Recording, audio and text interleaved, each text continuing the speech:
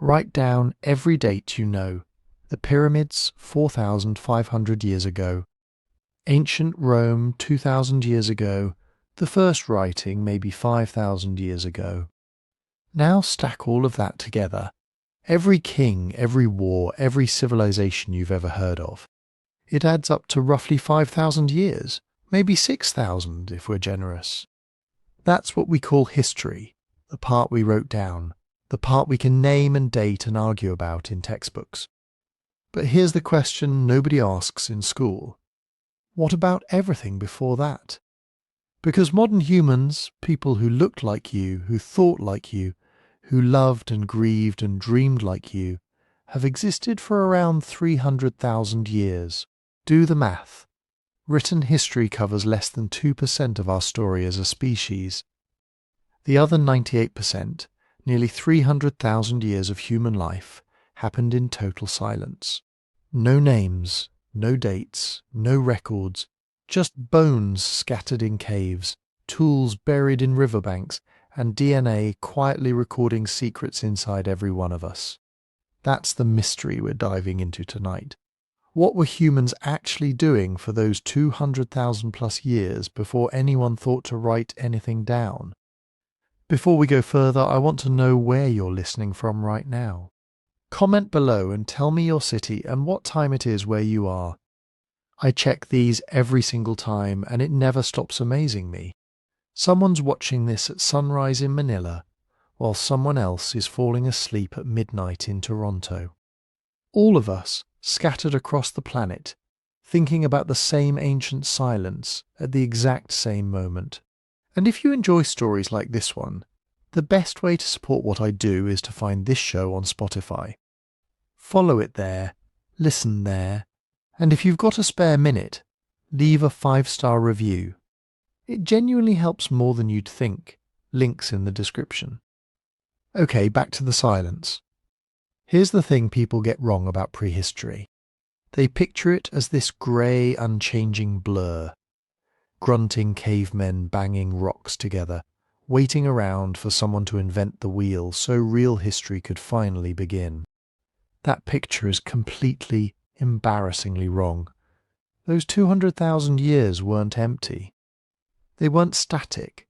They were packed, absolutely packed, with invention, tragedy, migration, love, war, art, and moments of genius that quietly shaped everything that came after. Humans during this time weren't primitive drafts of us. They were us, same brains, same emotional depth, same capacity for wonder.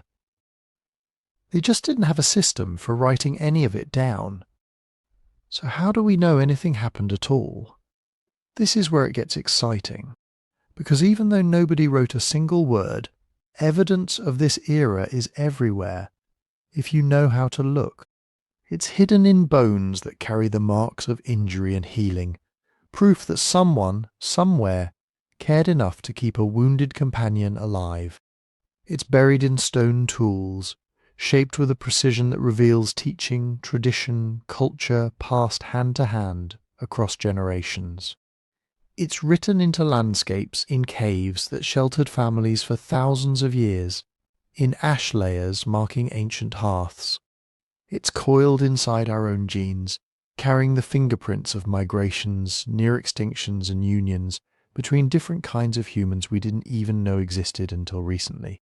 And astonishingly, some of it survives in oral traditions, stories passed down for tens of thousands of years, encoding memories of floods and volcanoes that actually happened. Piece by piece, scientists have been assembling this puzzle, and what's emerging is staggering. A story of humans doing extraordinary things, long, long before the first word was ever carved into clay. So let's rewind the clock past the pyramids, past every civilization you've ever studied, all the way back to when our species was brand new, fragile, and utterly unaware of the vast, silent story it was about to live. Let's talk about words for a second. History, prehistory, deep time.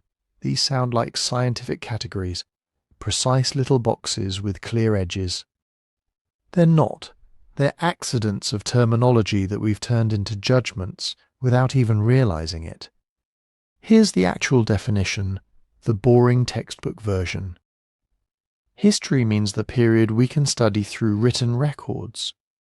Prehistory means everything before that, the period we can only study through physical evidence, bones, tools, sediment layers, DNA.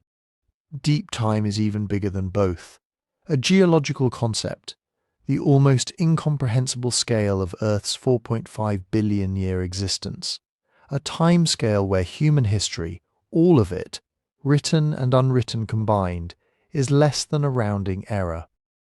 Notice what's missing from those definitions. Nothing about complexity. Nothing about intelligence. Nothing about whether people were living rich, meaningful lives, full of love and conflict and invention. The only difference between history and prehistory is whether someone happened to write it down. That's it. That's the entire distinction. And yet somehow, in the popular imagination, that thin technical line has become a massive psychological wall. On one side, real humans doing real things. On the other side, some kind of foggy, half-formed dress rehearsal for civilization. This is where we need to pause and ask an uncomfortable question. Why does writing get to be the dividing line at all? Think about what writing actually is. It's a technology, a specific tool invented independently by a handful of societies in Mesopotamia, in China, in Mesoamerica, for very specific bureaucratic reasons. Early writing wasn't invented to record poetry or philosophy, or the inner lives of ordinary people. It was invented mostly to track grain shipments, tax debts, and property boundaries. The Sumerians weren't writing down their hopes and dreams. They were writing down who owed how many bushels of barley to whom. Literature, philosophy, personal reflection, all of that came centuries later, as a kind of afterthought once the technology existed for other reasons. So when we draw the line of history at the invention of writing, we're essentially saying that the moment record-keeping for tax purposes began is the moment human experience became worth studying. That's absurd when you say it out loud, but it's exactly the logic baked into how we teach the past. A hunter-gatherer woman raising 3 children in the Kalahari 150,000 years ago, teaching them which plants heal and which ones kill, negotiating alliances between family groups, mourning a lost child, none of that counts as history. But a clay tablet listing how many sheep a Sumerian merchant owned 5,000 years ago that counts. That gets a chapter. This is why writing makes for such an imperfect boundary. It doesn't track human complexity. It tracks the emergence of one particular administrative tool in one particular kind of society, organized around cities, surplus agriculture, and centralized power. Which means the boundary between history and prehistory isn't really a boundary between simple people and complex people. It's a boundary between societies that happened to develop bureaucracy and societies that didn't need to. And that has consequences we're still living with. Let's talk about the sheer imbalance in what survives. If you want to know what a Roman senator ate for breakfast 2,000 years ago, there's a decent chance someone wrote it down somewhere. In a letter, a diary, a satirical poem complaining about rich people's excesses. We have receipts, literally, clay tablets and papyrus scraps, recording purchases, complaints, gossip, love letters, legal disputes. We know the name of a Babylonian beer merchant who got scammed by a customer nearly 4,000 years ago. We know the petty grievances of Egyptian scribes. History, once writing shows up, becomes almost embarrassingly detailed. Too much information, practically overflowing. Now go back further. Try to find out what a single named individual ate for breakfast 50,000 years ago. You can't. Not one name survives from that entire era. Not one recorded sentence. Not one complaint about a bad harvest. Not one love letter. For 98% of the modern human story, we don't have a single word that any specific person said. We have their teeth sometimes. We have the wear patterns on their finger bones. We have the isotopes in their bones that tell us roughly what they ate. But we don't have their voice, not directly, not ever. This creates a strange illusion of gradual improvement, like the past starts blurry and slowly sharpens into focus. But that's not really what's happening. What's happening is that the amount of surviving evidence explodes the moment writing appears, and that explosion tricks our brains into thinking complexity itself increased at that exact moment. It didn't. The evidence increased. The people were complex the entire time. Now let's get a sense of scale, because numbers like 200,000 years slide right past us if we don't slow down and actually feel them. Picture a single sheet of paper representing all of modern human existence, roughly 300,000 years, edge to edge. Written history, all 5,000 or 6,000 years of it, kings and empires and everything you learned in school would occupy a strip along the very edge, less than the width of your thumbnail. The rest of the page, the overwhelming majority of that sheet, represents time with no names attached to it at all. Or try it this way. Imagine compressing the entire span of modern humans into a single 24-hour clock. If humans first appear at midnight, written history doesn't begin until roughly 11:46 p.m. The pyramids get built around 11:49. The Roman Empire rises and falls in the space of about 2 minutes, somewhere around 11:52. Everything you've ever studied in a history class, every war, every dynasty, every revolution happens in the final 14 minutes of a 24-hour day. The other 23 hours and 46 minutes, that's the silence. That's where your ancestors were quietly living entire lives, generation stacked on generation, in a story so long it makes recorded history look like a footnote. And here's the thing that should really unsettle you. Those people in the silent 23 hours weren't waiting for anything. They weren't marking time until writing got invented, so history could finally start. They were living complete human lives, full of exactly the same emotional weight as anything that happened after. They fell in love. They lost children. They argued about resources. They told stories around fires that we will never recover, jokes that made people laugh 60,000 years ago, lullabies sung to babies who grew old and died long before anyone thought to press a stylus into wet clay. So why does the conventional version of history barely mention any of this? Part of the answer is genuinely practical. We simply have less physical evidence the further back we go. Bones decay, wood rots, only stone and certain durable materials survive in meaningful quantities across tens of thousands of years. But part of the answer is a bias baked into how the discipline of history developed in the first place. Traditional history as a field of study grew up almost entirely focused on literate states, because those are the societies that left behind the kind of evidence historians were trained to read: documents, inscriptions, official records. This naturally created a story that centers cities, kings, and empires, because those are the entities that had scribes. Societies without writing, hunter-gatherers, small-scale mobile groups, oral cultures, got quietly filed under prehistory and handed over to archaeologists instead, treated as a different kind of subject entirely, studied with trowels and carbon dating rather than translated texts. The result is a subtle but powerful message embedded in how we tell the human story.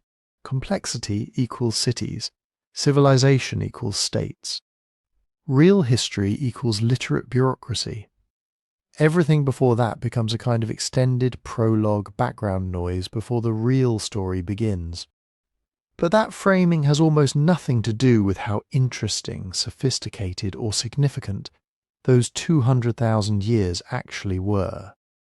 It has everything to do with what kind of evidence happened to survive, And who got to decide which kind of evidence counted as history in the first place?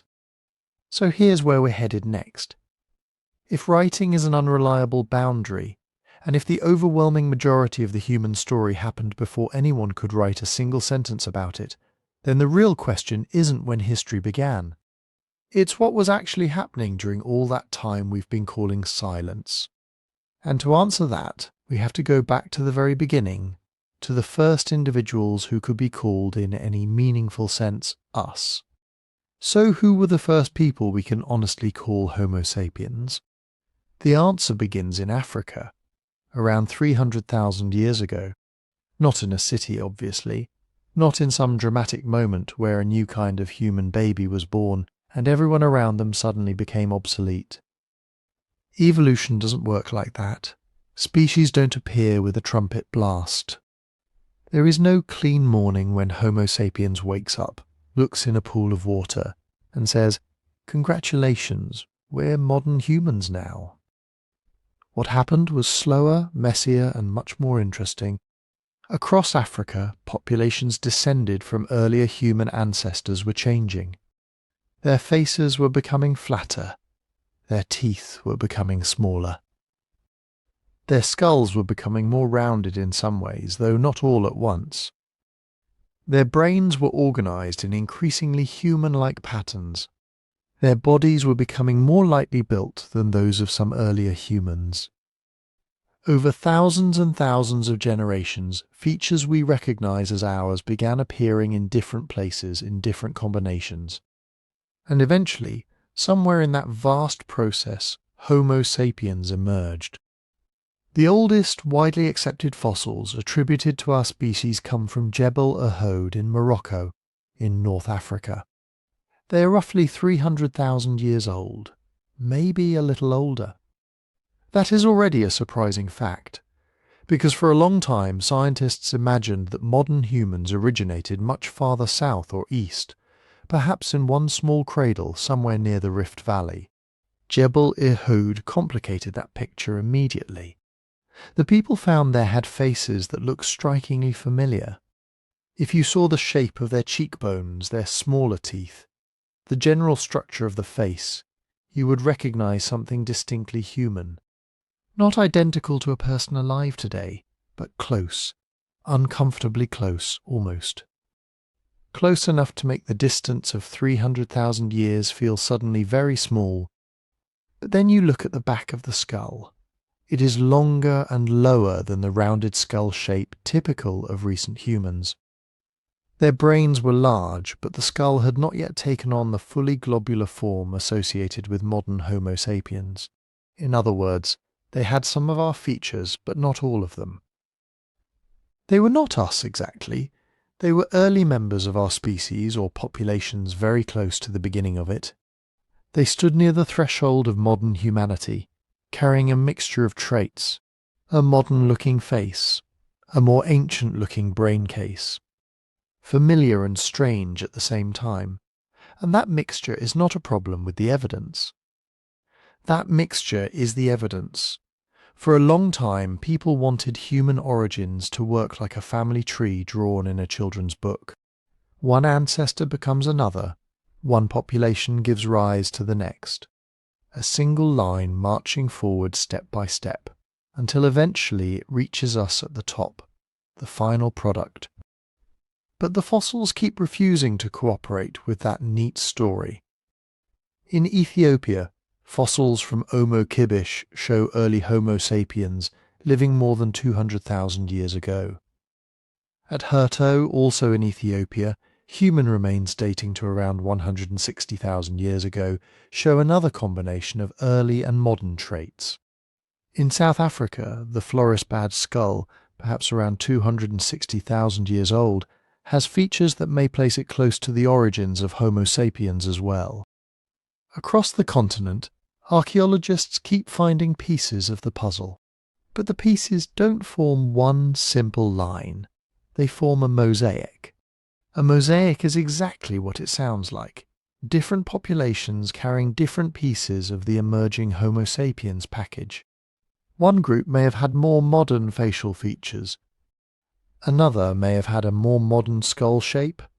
Another may have carried genetic adaptations that later spread through other populations.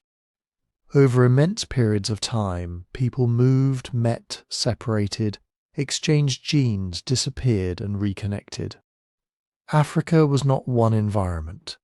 It was an entire continent of radically different worlds. There were deserts expanding and shrinking in the north, dense forests in Central Africa, grasslands opening and closing in the east, coasts full of shellfish and marine resources, river systems that sometimes connected regions and sometimes vanished, mountains, wetlands, savannas, lakes, dry corridors, green corridors, places where people could travel, and places where they were trapped apart for thousands of years. Imagine trying to survive in that shifting landscape without roads, maps, agriculture, or stored food. A wet period could transform the Sahara from a barrier into a grassland corridor dotted with lakes. Then the climate could change again, and that same route would become one of the most hostile places on Earth. Populations that had been connected might suddenly be isolated. Groups that had been isolated for millennia might encounter each other again when rains returned. This matters because isolation creates differences. Connection spreads them. And early human evolution seems to have been shaped by both. The best current picture is not that Homo sapiens appeared in one tiny place, from one tiny group, and then replaced everyone else across Africa. It may have been more like a network. Many populations spread across the continent, sometimes separated by geography and climate, sometimes connected by migration and intermarriage, each population changing in its own direction, each carrying part of the variation that would eventually become the species we know as Homo sapiens. Scientists sometimes call this a Pan-African origin model. That sounds technical, but the basic idea is simple. Our species may have emerged from Africa as a whole, not from a single Garden of Eden. That doesn't mean every region contributed equally. It doesn't mean we know exactly which groups were connected to which, or when. The fossil record is brutally incomplete. Most humans who lived 300,000 years ago left no trace at all. Their bones dissolved in acidic soil, were scattered by animals, buried beneath cities, drowned by changing coastlines, or simply never fossilized in the first place. What we have are fragments. A skull here, a jaw there, stone tools scattered across an ancient landscape, ash from fires, animal bones with cut marks, sediment layers that preserve a few seconds of activity from a life nobody recorded. And from those fragments we are trying to reconstruct the beginning of ourselves. But even in those fragments, something is clear. The first Homo sapiens were already not simple creatures waiting to become human. They were human in the ways that mattered. They made tools. They controlled fire. They hunted and gathered. They cared for children through long, demanding childhoods. They learned landscapes in extraordinary detail. They depended on cooperation because no individual human can survive alone for long in a dangerous environment. They probably had social rules. They almost certainly had shared knowledge. They may have had forms of language, though language leaves no fossil behind. They had traditions, passed from older people to younger people, methods for making tools and processing food, and finding water when the land turned dry.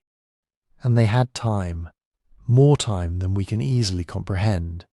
Between the first appearance of Homo sapiens, around 300,000 years ago, and the invention of writing, there are nearly 295,000 years. That is not an empty waiting room before civilization. That is thousands upon thousands of human generations.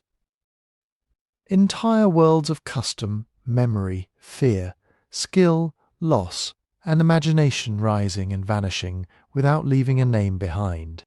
And early Homo sapiens did not have that world to themselves. This is one of the strangest things about our past. Today, every living human belongs to one species, us. Homo sapiens. We are so used to being alone that we treat it as normal. But for most of our existence, it wasn't normal at all. For a very long time, the planet was full of other humans. Some were close relatives, some were distant cousins. Some had bodies adapted to cold climates, powerful builds and broad faces. Some lived in Asia, some in Europe, some in Africa. Some are known from dozens of fossils and thousands of stone tools. Others are known from a few bones, a tooth, a fragment of DNA pulled from cave sediment. There may have been human populations we will never identify at all. Homo sapiens emerged into a crowded family. There were Neanderthals developing in western Eurasia. There were Denisovans spreading across parts of Asia, known mostly through their genetic legacy in people alive today.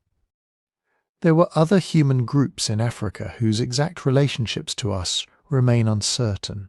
Later, on islands in Southeast Asia, there were small-bodied humans unlike anything alive now. On the island of Flores, Homo floresiensis survived until surprisingly recently. In the Philippines, Homo luzonensis shows that human evolution was experimenting with forms we are only beginning to understand. The old story said evolution was a ladder, with earlier humans climbing upward until Homo sapiens finally arrived at the top. The real story looks less like a ladder and more like a forest. Many branches, many experiments, many kinds of human beings living at the same time. Some meeting, some competing, some exchanging genes, some surviving for hundreds of thousands of years before disappearing. And one branch, ours, eventually spreading farther than any other. But at the beginning, around 300,000 years ago, that outcome was not obvious. Homo sapiens was not destined to conquer the planet. We were one young species among several, a population still taking shape in a continent of unstable climates and shifting habitats. Our ancestors had no idea they were special. They did not know their descendants would one day build cities, cross oceans, split atoms, and look back through deep time searching for the first faces that looked like their own. They were simply trying to make it through another day. And to understand how they did that, we have to understand the world that made them, an Africa that was never still, never simple, and never forgiving. But outside Africa, the human story was becoming even more crowded. When early Homo sapiens were adapting to the shifting climates of Africa, other human lineages were already living across Europe and Asia. They were not failed versions of us. They were not primitive extras waiting politely to disappear. They were human beings with their own bodies, technologies, social lives, and long histories. For most of the last few 100,000 years, being human did not mean being Homo sapiens. It meant belonging to a whole family of human species. The most famous were the Neanderthals. Neanderthals lived across Europe and parts of Western Asia for hundreds of thousands of years. Their ancestors had separated from the lineage leading to Homo sapiens long before either group looked exactly as we do today. By around 400,000 years ago, populations in Europe were developing the distinctive traits we associate with Neanderthals: heavy brow ridges, broad noses, powerful bodies and skulls shaped differently from ours. They were built for a hard world. Ice Age Europe was not one endless sheet of snow. It was a landscape that shifted constantly between cold grasslands, forests, river valleys, rocky shelters and open tundra. But it was often brutally seasonal. Winters could be long, dark, and dangerous. Food moved with the herds. Wood could be scarce. A broken leg, a bad hunt, or an early winter could become a death sentence. Neanderthals survived there anyway.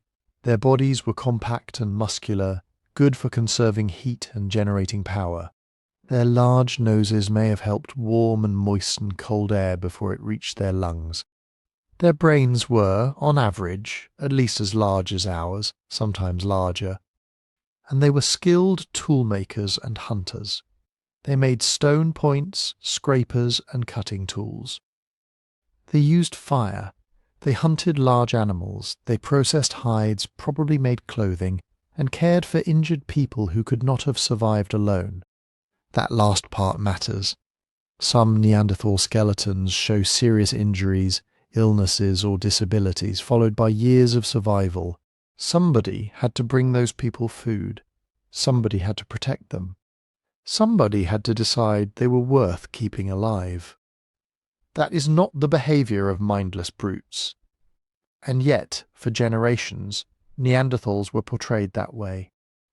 The old image was almost comic, a bent, dim-witted caveman dragging a club through the snow, while Homo sapiens marched toward intelligence, art, and civilization. The evidence has steadily destroyed that picture.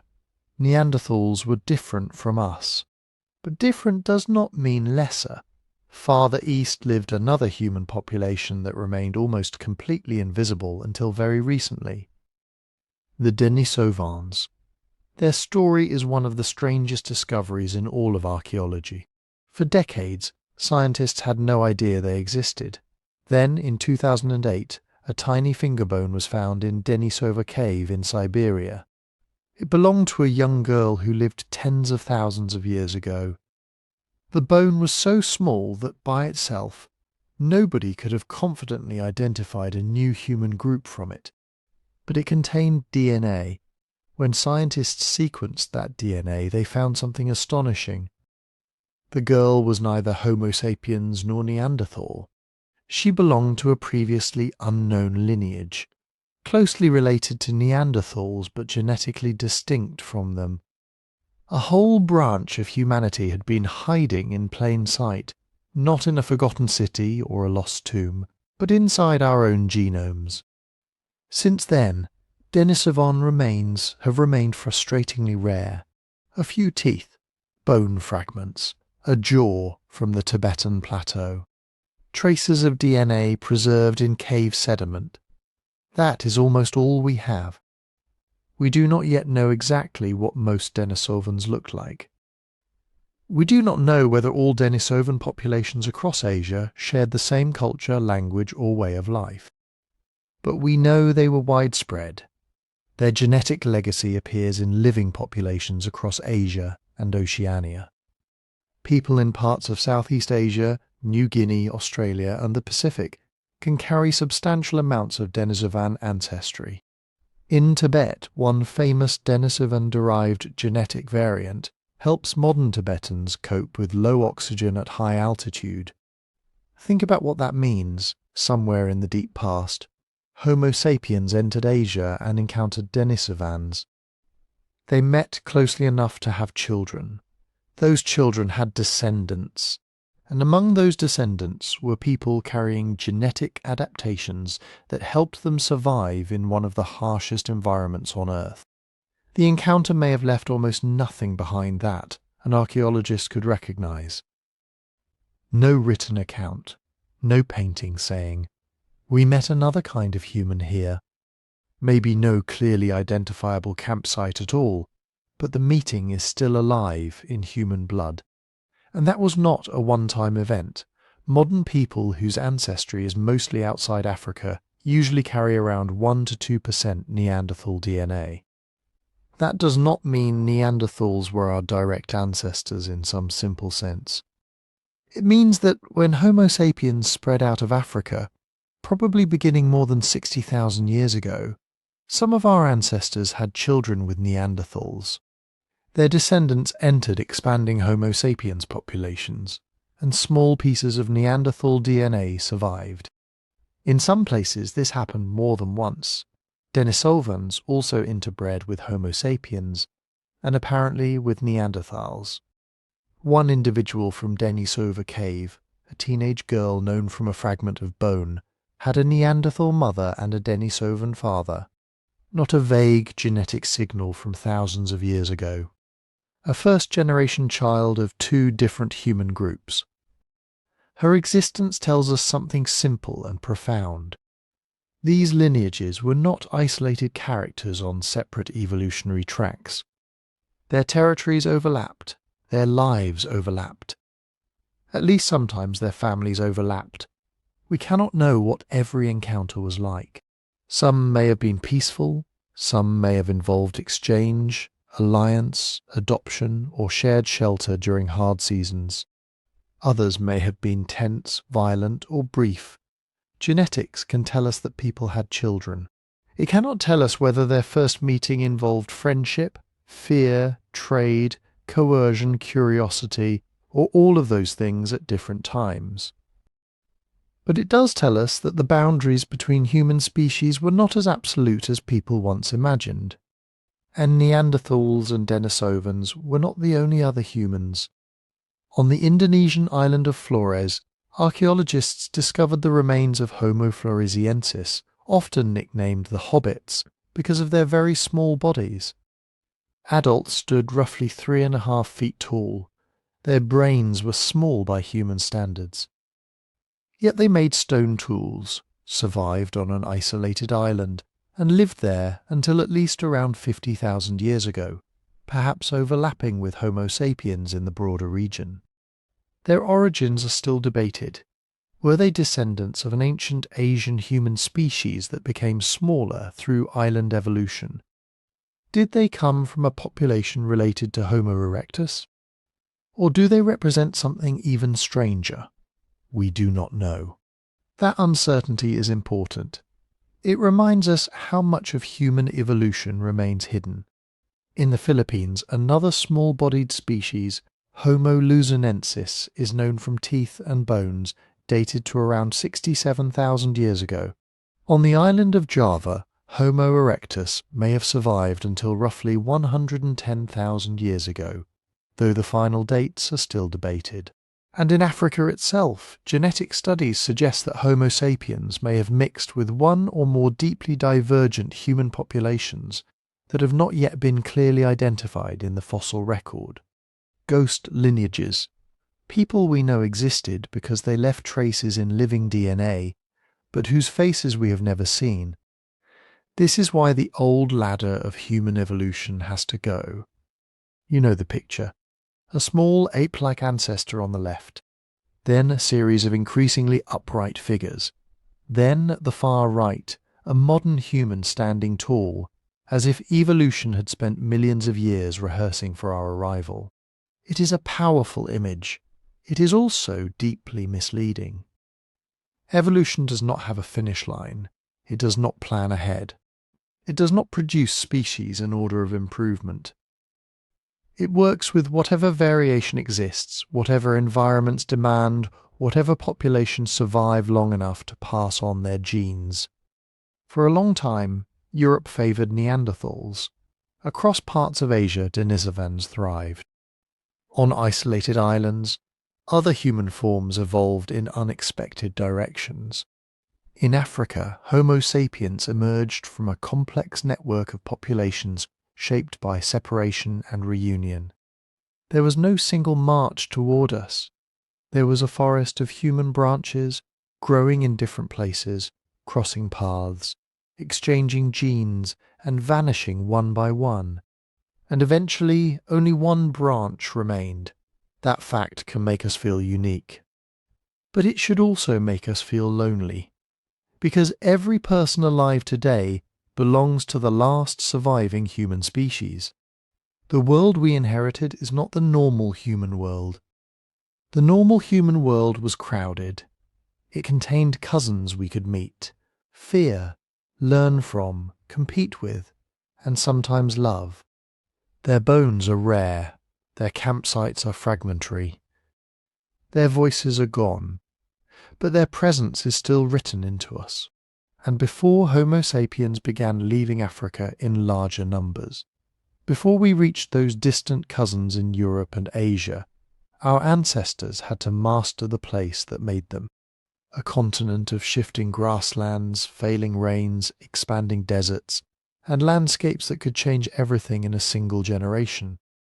Africa was not a stable homeland waiting for Homo sapiens to evolve. It was a continent in motion.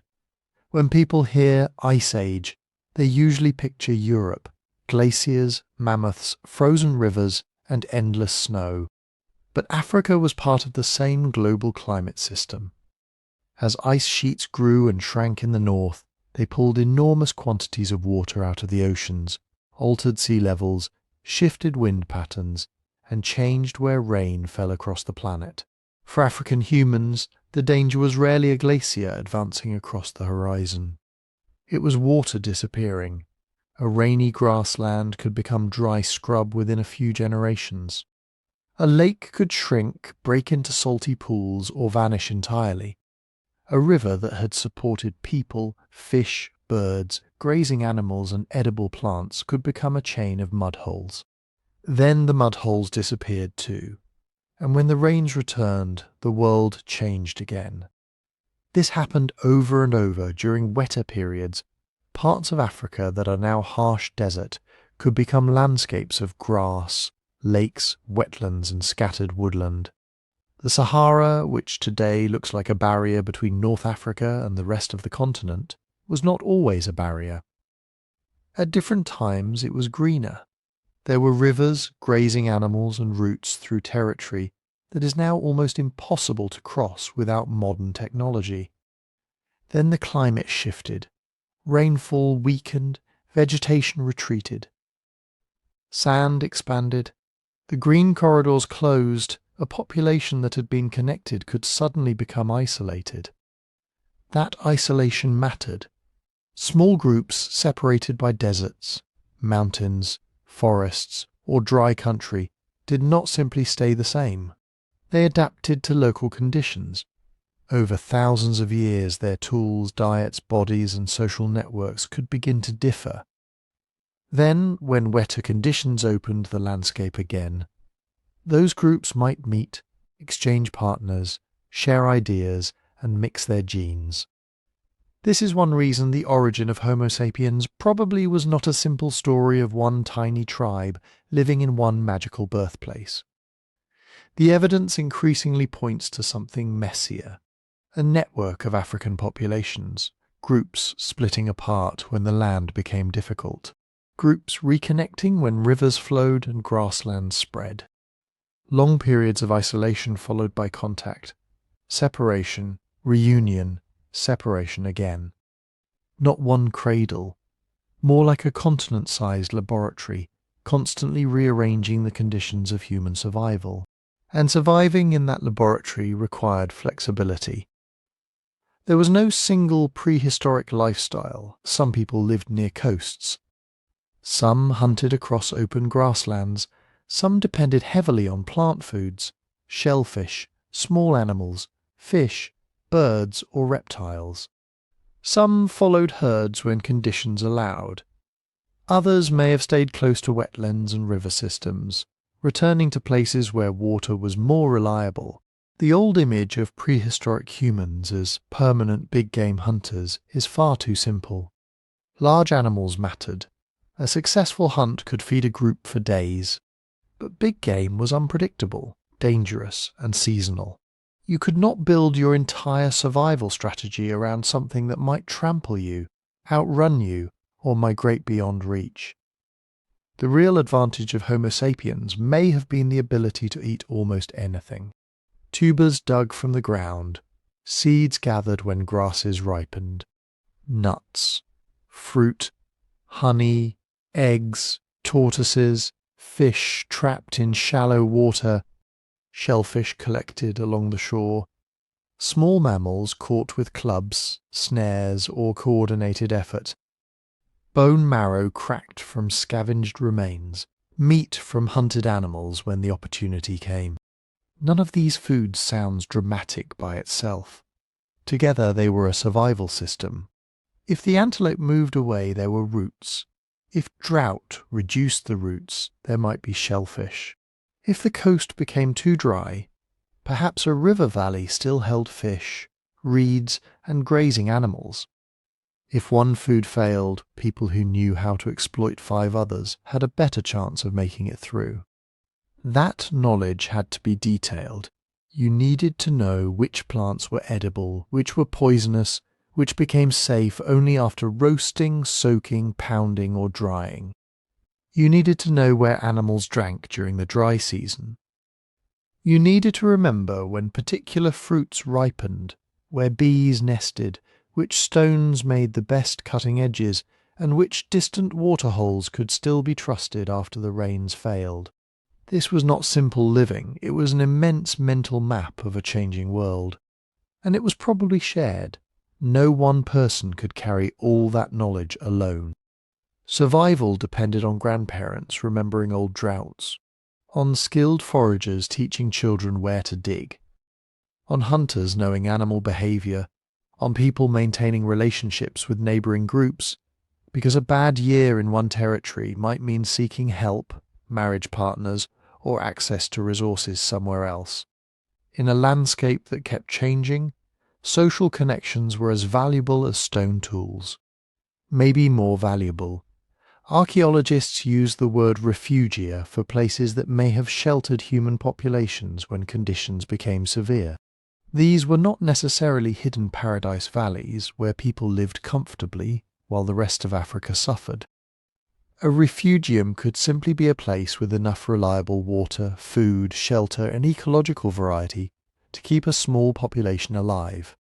Coastal zones may have been important in some periods. Shellfish, fish, seabirds, and marine plants could provide dependable food when inland resources became scarce. River valleys and lake basins may have served the same role. So might highland regions, woodland edges, wetlands, or areas where several habitats met close together. But we should be careful. There was probably no single refuge that saved all of humanity. Different populations may have survived in different places, using different strategies. The archaeological record is incomplete, and much of ancient Africa remains difficult to investigate. Coastlines have shifted. Old campsites may now lie underwater, buried beneath sediment or destroyed by erosion.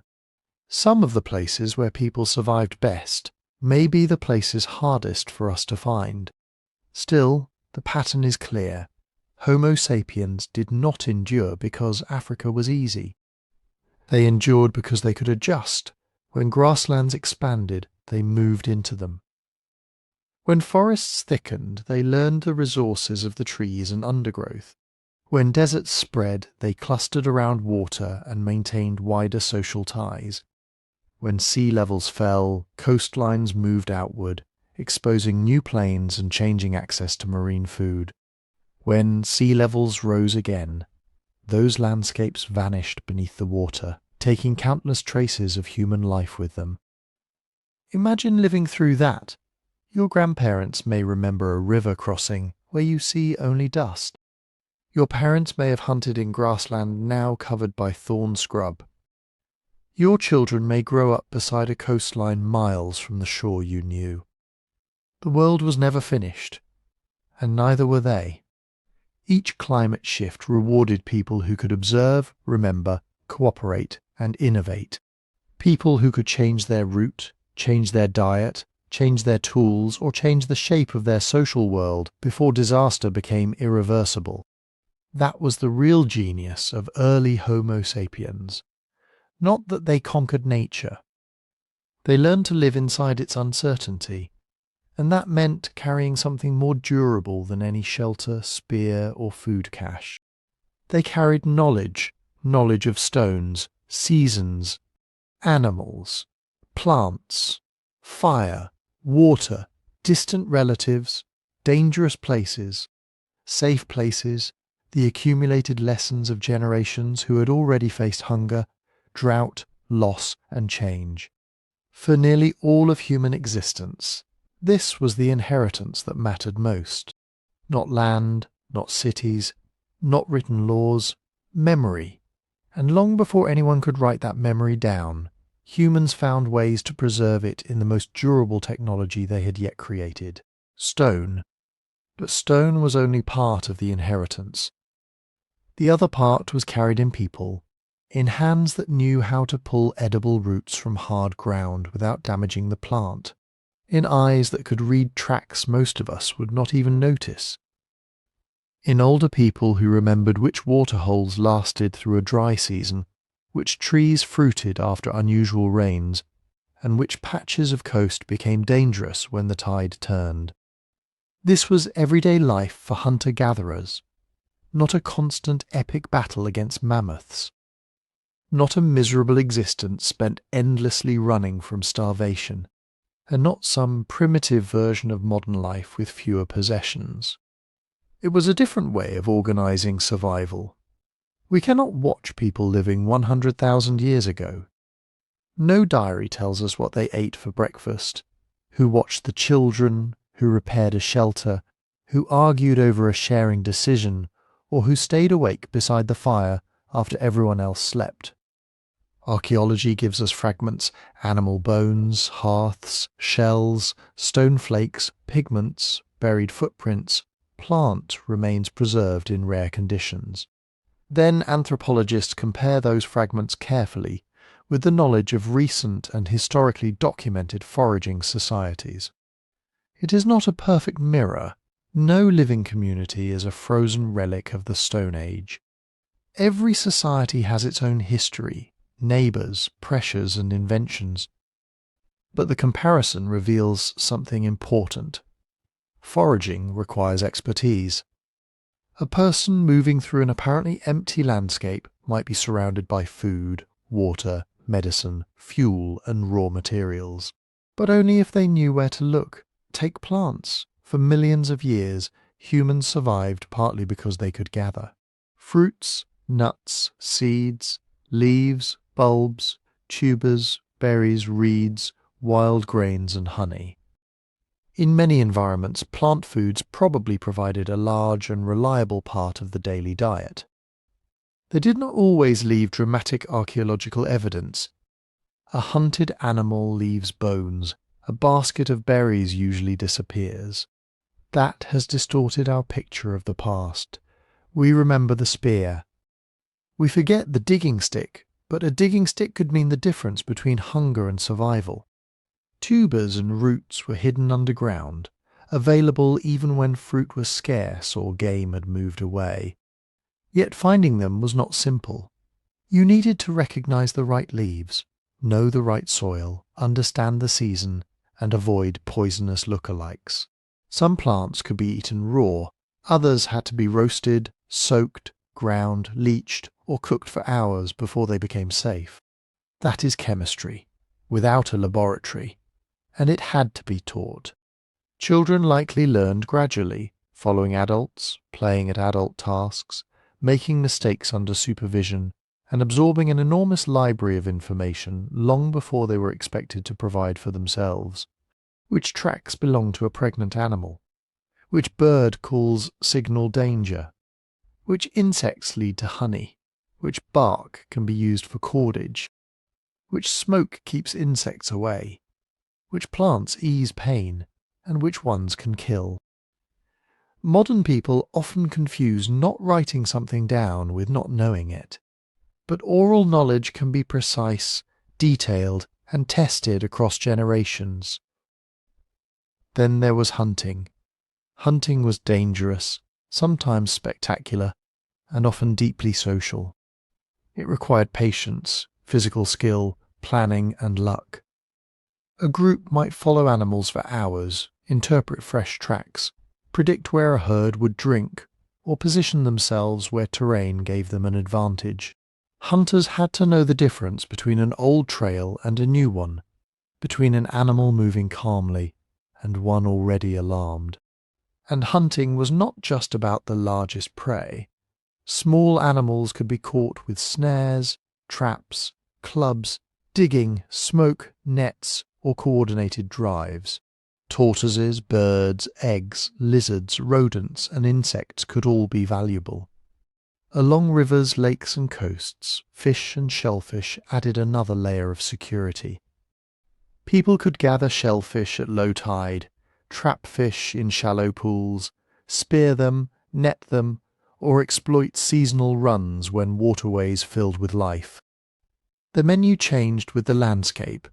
A coastal community could depend heavily on marine foods. A wetland group might know fish, birds, reeds, and aquatic plants in extraordinary detail. People in open country might hunt grazing animals and gather seeds. Forest foragers might rely on fruit, nuts, small game, honey, and plants that outsiders would walk straight past. There was no single hunter-gatherer lifestyle. There were thousands of them. And they changed over time. A group living through drought made different choices from a group living beside a full lake. A community in Ice Age grassland faced different problems from one on a tropical shoreline. Some people moved frequently, following seasonal resources. Others may have returned again and again to reliable camps, caves, wetlands, or coastlines. The old stereotype says hunter-gatherers lived in permanent desperation. The truth was harder, and more interesting. Life could be brutal. Children died, injuries could become fatal, a failed season could bring real hunger. Predators, disease, drought, conflict, and childbirth all carried risks modern societies have learned to forget. But constant desperation is not a good survival strategy. People who lived every day on the edge of collapse could not raise children, maintain friendships, teach complex skills, make tools, care for the injured, or plan for next season. Successful foragers needed periods of security, enough food to share. Enough time to repair clothing, prepare hides, gather fuel, tell stories, settle disputes, and pass knowledge on. Sharing was part of that system. A large animal could provide more meat than one household could eat before it spoiled. Sharing spread the risk. Today you hunt successfully. Tomorrow someone else does. A family with little food could survive because others had more. The same principle could extend beyond food. Help with children, access to water, obligations between relatives, gifts exchanged with distant groups. Generosity was not always simple kindness. It was social insurance in a dangerous world. And children were at the centre of it. Human children are unusually dependent for unusually long periods. They need food, protection, teaching, and attention for years. That likely meant childcare was rarely the job of one person alone. Parents mattered. So did grandparents, older siblings, aunts, uncles, and unrelated allies. A band that could keep children alive, teach them well, and support exhausted caregivers had a major advantage. Even shelter was more sophisticated than the word camp suggests. Some groups used caves and rock shelters when they were available. Others built temporary windbreaks, huts, lean-tos, brush structures, hide shelters, or simple homes shaped for the climate and the length of stay. In cold conditions, clothing was essential. Hides scraped clean, skins softened, fibres twisted into cord, perhaps garments sewn or tied together. In hot environments, shade, airflow, water access, and insect protection could matter more than thick walls. And at the centre of many of these spaces was fire. Fire warmed people, cooked food, hardened wooden tools, kept predators at a distance, provided light, and made some plant foods edible. But it also demanded work. Fuel had to be gathered. Embers had to be protected. Flames had to be managed in wind, rain, and drought. In some landscapes, people may have deliberately used fire to reshape vegetation, encourage new plant growth, make hunting easier, or reduce dangerous underbrush. Fire was not just a discovery, it was a responsibility. So when we imagine hunter-gatherers, we should not picture simple people in a simple world. Picture skilled people living inside systems of knowledge so dense that much of it has vanished without a trace. Knowledge stored in memory, habit, language, relationships, and repeated practice. A map of the living world carried from one generation to the next. And some of that knowledge could be preserved in a form far more durable than memory. In stone. Stone. A stone tool can survive when almost everything else is gone. Wood rots, leather decays, plant fibres disappear, baskets collapse into soil. A wooden spear left beside a riverbank can survive for hundreds of thousands of years only under extraordinary conditions. But stone is stubborn. Break a piece of flint, chert, quartzite obsidian, or other workable rock. Bury it in dry sediment, and it may still be there long after the people who shaped it have vanished. That is why stone tools dominate the archaeological record. They are not necessarily the most important things ancient people made.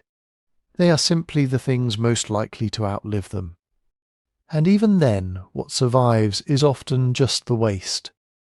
A stone toolmaker might strike a core again and again, producing sharp flakes for cutting meat, scraping hides, shaping wood, processing plants, or working bone. The useful tool could be carried away, the handle attached to it could rot. The leather pouch it was stored in could vanish, but the flakes scattered around the workshop remain, a kind of industrial debris field waiting hundreds of thousands of years for archaeologists to find it. That debris can tell an astonishing story. At first glance, a pile of broken rock looks like nothing, but to someone trained to read it, every flake records a decision.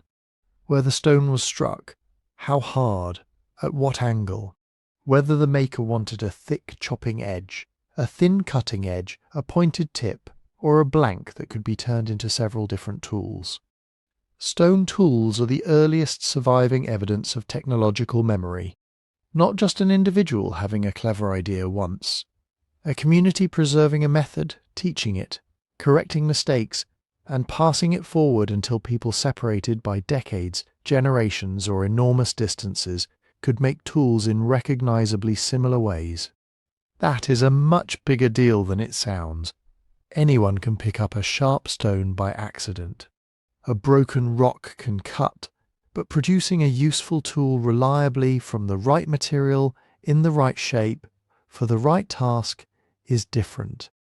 It requires knowledge before the first blow is struck. You need to know where good stone can be found. Some rocks fracture unpredictably.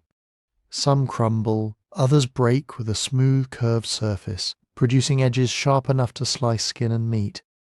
You need to know how to test raw material, how to prepare it, how to hold it steady, and how to strike without ruining it. And you need hands capable of extraordinary control. A few millimeters can make the difference between removing the flake you want and shattering the whole core. The toolmaker has to see not just the stone in front of them, but the shape hidden inside it. They have to anticipate a sequence of actions before beginning. Strike here now, then turn the core, prepare this edge, remove that platform, save the best flakes for later. This is planning made visible. Over long stretches of prehistory, people developed increasingly systematic ways to do it. Earlier stone industries often relied on large cutting tools, heavy flakes, hand axes and cleavers. These were not crude in the sense of random. Many hand axes show remarkable symmetry and control. But later traditions increasingly focused on something more efficient, preparing a stone core in advance so that one carefully planned strike could remove a flake of a desired shape. Archaeologists call these prepared core methods. One famous example is the levallois technique used by Neanderthals, early Homo sapiens, and other populations across Africa and Eurasia. The toolmaker shaped the core first, creating ridges and surfaces that controlled the final removal. Then, after a long sequence of preparation, they struck off a predetermined flake. It was not just breaking rock, it was manufacturing. The resulting flakes could become scrapers, points, knives, or cutting tools. And because the process was repeatable, a skilled maker could produce forms that were broadly standardized. Not identical like objects from a modern factory, but similar enough that archaeologists can recognize a shared tradition across thousands of kilometers. That similarity means information was moving. Maybe people learned directly from parents and grandparents. Maybe young people watched skilled adults for years before they could do it themselves. Maybe visitors arrived from another group carrying unfamiliar techniques. Maybe marriages connected communities, and a person brought the stoneworking traditions of their childhood into a new landscape. We cannot always know exactly how knowledge travelled, but the tools show that it did. Then, in many regions, toolmakers began producing long, narrow flakes known as blades. A blade is not simply any sharp fragment. It is deliberately made longer than it is wide, often removed from a carefully prepared core. One good core could yield a series of blades, each with a sharp edge and a predictable shape. That matters because standardized pieces can be used as parts. A blade could be fitted into wood, bone, or antler.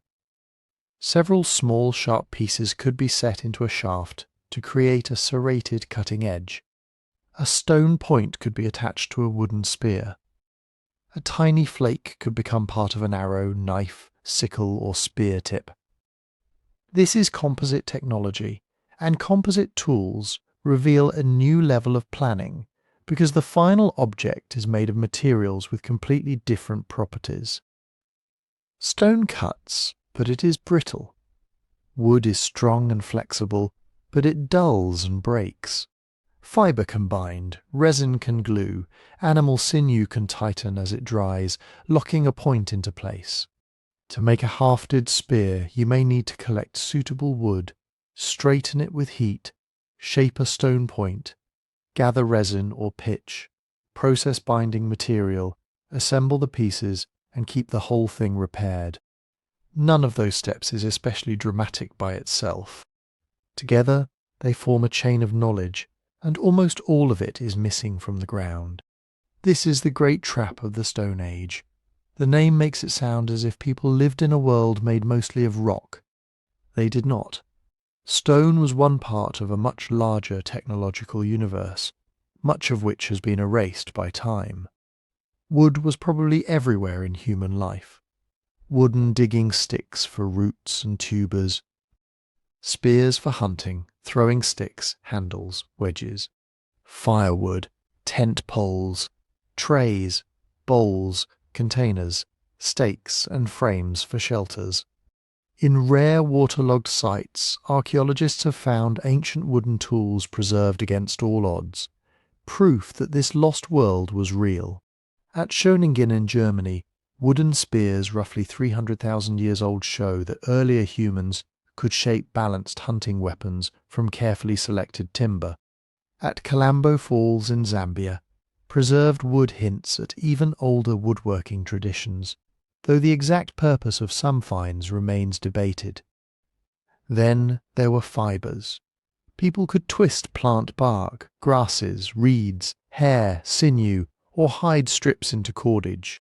With cordage, you can make nets, snares, bags, bindings, belts, mats, traps, and carrying slings. Once you can make cord, basketry becomes possible. So do fishing nets. So do more secure hafted tools. So do shelters that stay together when the wind rises. Yet a woven basket usually leaves less behind than a single stone flake. Leather and hide were probably equally important. Hides could become clothing, blankets, water carriers, shelter coverings, straps, and containers. Scrapers found at many sites may have been used to clean and soften skins, but the skin itself is almost always gone. The stone survives. The thing it helped create disappears. So when archaeologists uncover a stone assemblage, they are not seeing the whole toolkit. They are seeing its skeleton. Still, that skeleton matters. Because every tool carries the fingerprint of a learned tradition. A stone point made with a prepared core technique is evidence that someone knew a sequence. A blade core is evidence that someone understood efficiency. A hafted tool is evidence that someone could combine materials, plan ahead, and maintain an object with multiple parts. And none of that knowledge had to be invented from scratch by every generation.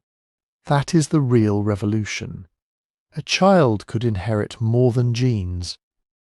They could inherit methods, the correct hammerstone, the right kind of rock, the place where good material could be collected, the sequence of blows, the recipe for glue, the way to bind a point without splitting the shaft, the knowledge of when a tool was worth repairing and when it was better to make another. This was memory outside the individual mind, not writing, not books, not history in the modern sense, but a durable chain connecting the dead to the living. And as tools became more complex, that chain became more important. A person who knew how to make a sharp flake could survive. A group that could preserve hundreds of practical skills across generations could adapt to forests, deserts, coasts, grasslands, and ice age plains. Stone tools are not silent after all. They are messages from people who had no written language, but who knew how to teach the future with their hands. And soon another technology would transform those hands, their food, their nights, and perhaps even the way they spoke to one another. Fire. Fire changed everything. Not because it was mysterious, not because it made humans instantly civilized, but because a controlled flame could turn a dangerous landscape into a temporary home. A fire gave warmth when temperatures dropped. It gave light after sunset. It may have discouraged some predators from coming too close. It hardened wooden spear tips, helped transform certain materials, and made it possible to live in colder regions that would otherwise have been brutally difficult to occupy. Most importantly, it changed food. But before we get to cooking, there is a problem.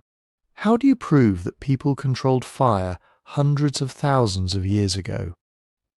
A blackened patch of earth is not enough.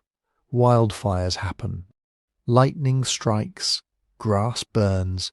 A natural fire can leave charcoal ash and heat-cracked stone that look at first glance very much like the remains of a human hearth. And time does not help.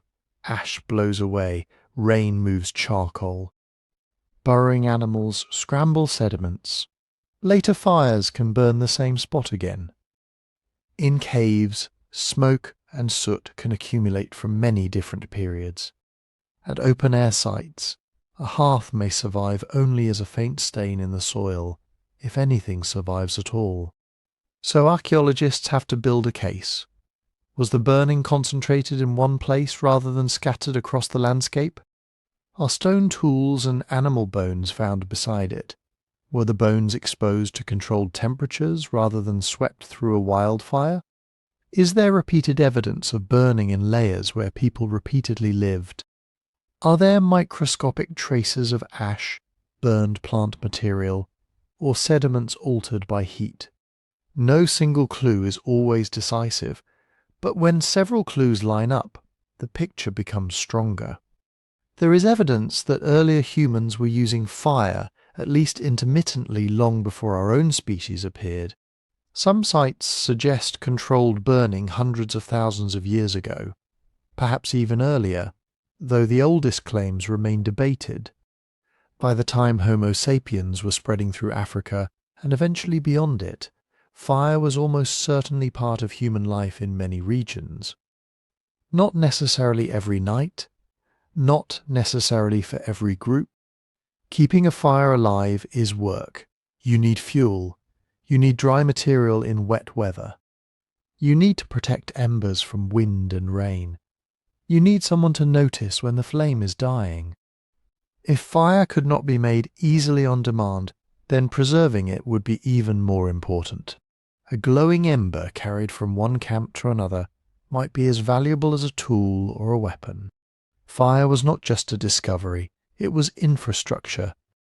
A campfire creates a centre. People gather around it because warmth, light and food are there. Tasks that might be scattered across a daytime camp begin to converge.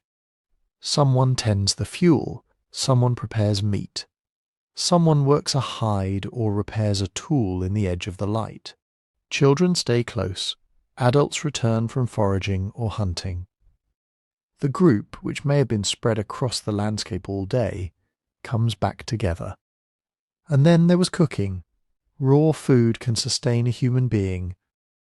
Our ancestors had been eating raw meat, plants, marrow, and other foods for a very long time. But cooking changes what can be eaten, how much energy can be extracted, and how much time the body has to spend chewing and digesting. Heat softens tough roots. It breaks down plant tissues. It can make meat easier to chew. It reduces some toxins and kills many parasites and microbes, though not all.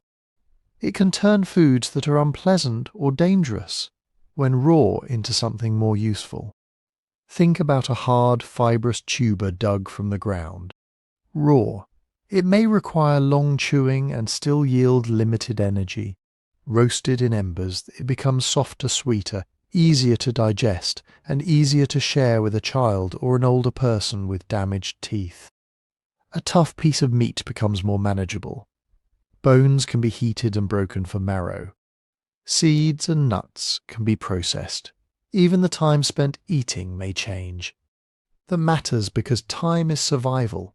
If food becomes easier to chew and digest, people may have more time for other things.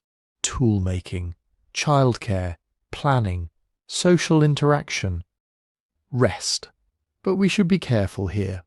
Cooking did not automatically create big brains, language, or human society.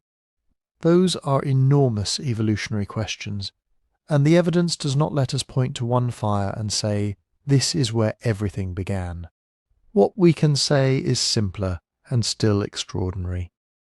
Cooking gave people another way to reshape the environment around them.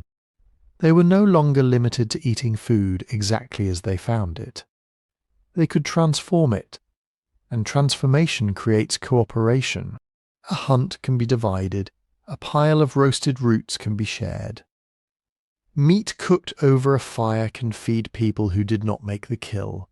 Children, injured adults, older relatives, people returning late from another task. That does not prove ancient camps were peaceful.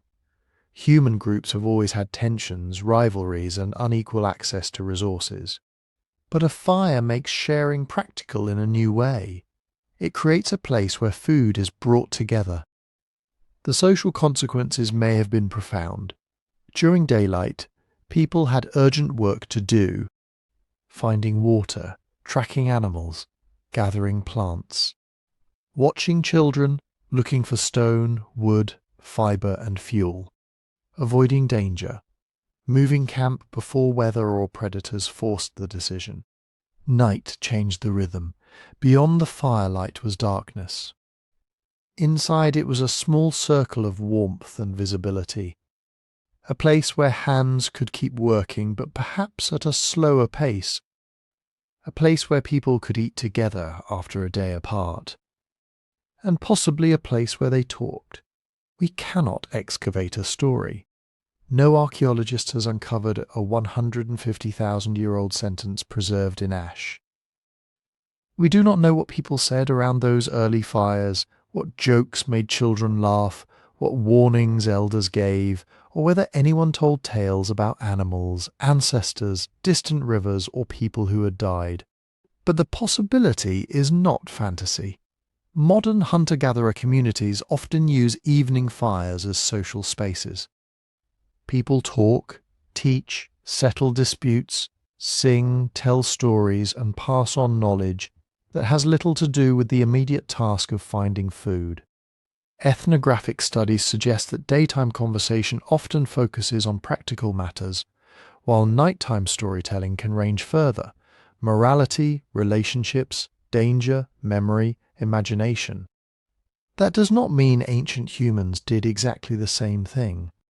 It means the fire created the conditions in which something like it could flourish. A child sitting beside a skilled adult could watch a tool being repaired. They could hear the names of animals, places, kin, plants and seasons. They could learn which tracks to follow, which berries to avoid, which spirits or taboos a community believed in, which neighbouring group could be trusted, and which valley should never be entered after heavy rain. Some lessons could be demonstrated, others had to be spoken, and stories are one of the best technologies ever invented for carrying information through time. A story about a foolish hunter can teach caution.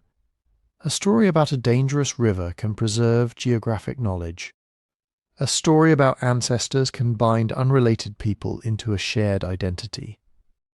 A story repeated across generations can outlast every individual who first heard it.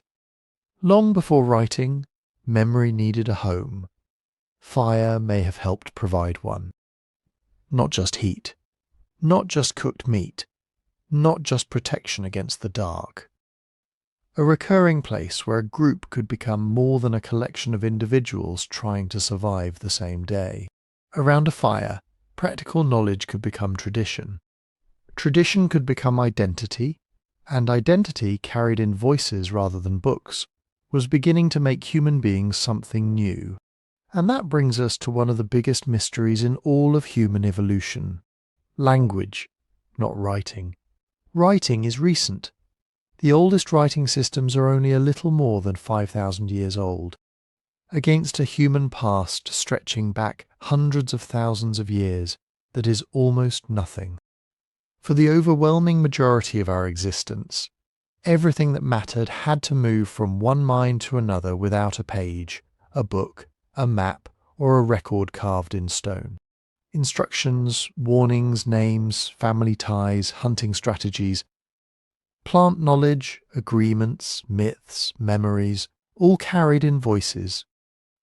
But here is the problem. Spoken words vanish. A stone tool can survive for 300,000 years.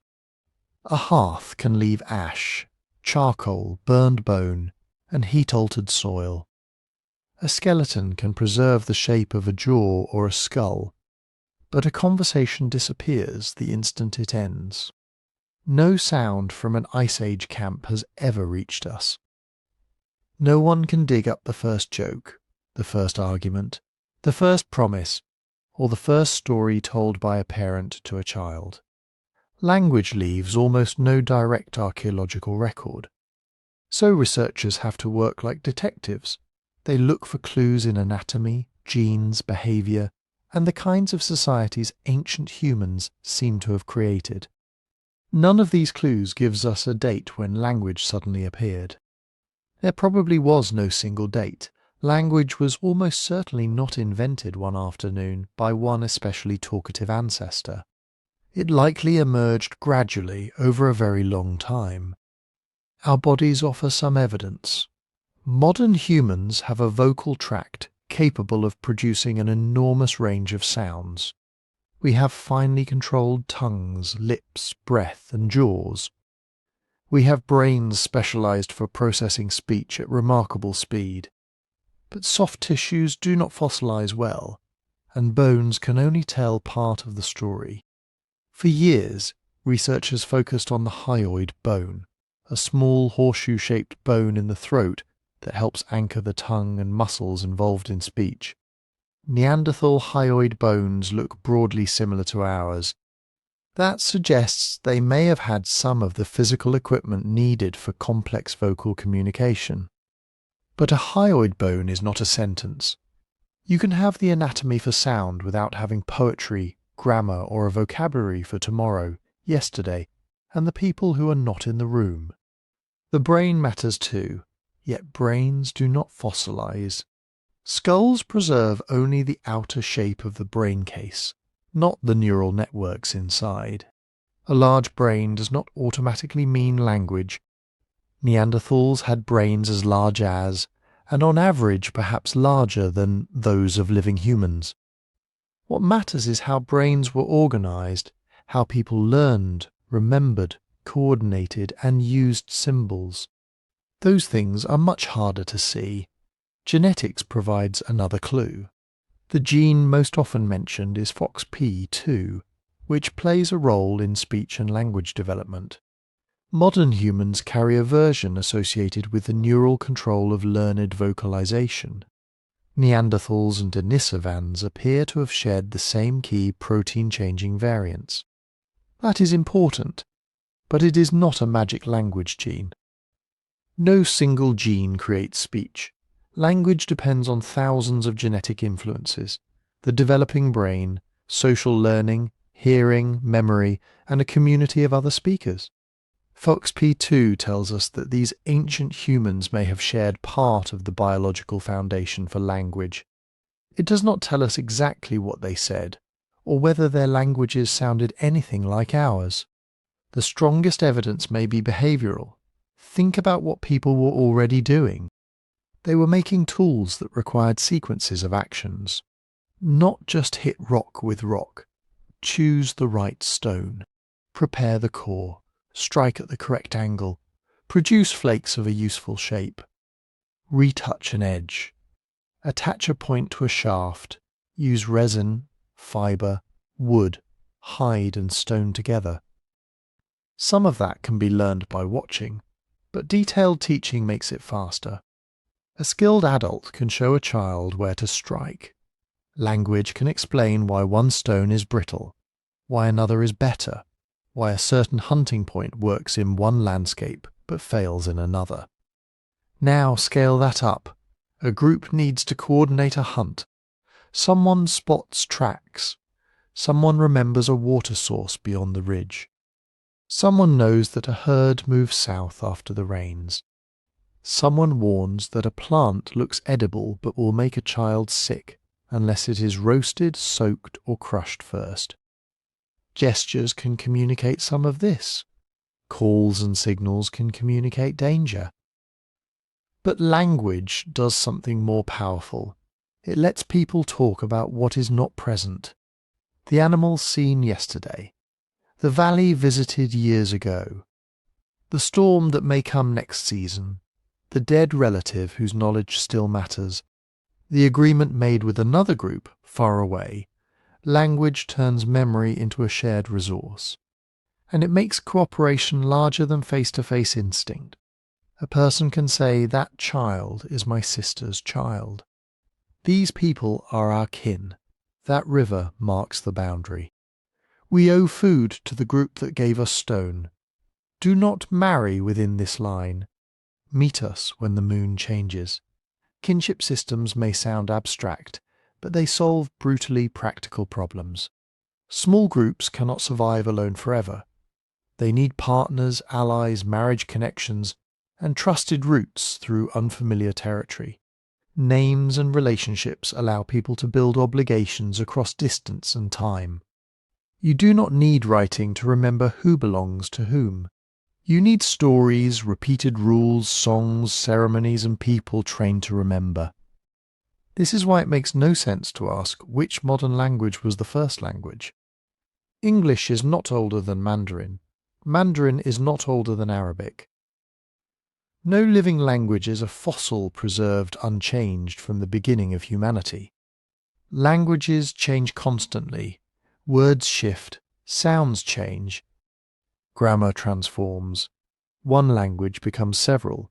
Several languages merge, borrow, disappear, and leave traces in the speech of those who remain. Even if we could travel back 100,000 years, the languages we heard would almost certainly be incomprehensible to us. There was no original language sitting at the root of all modern speech, waiting to be identified.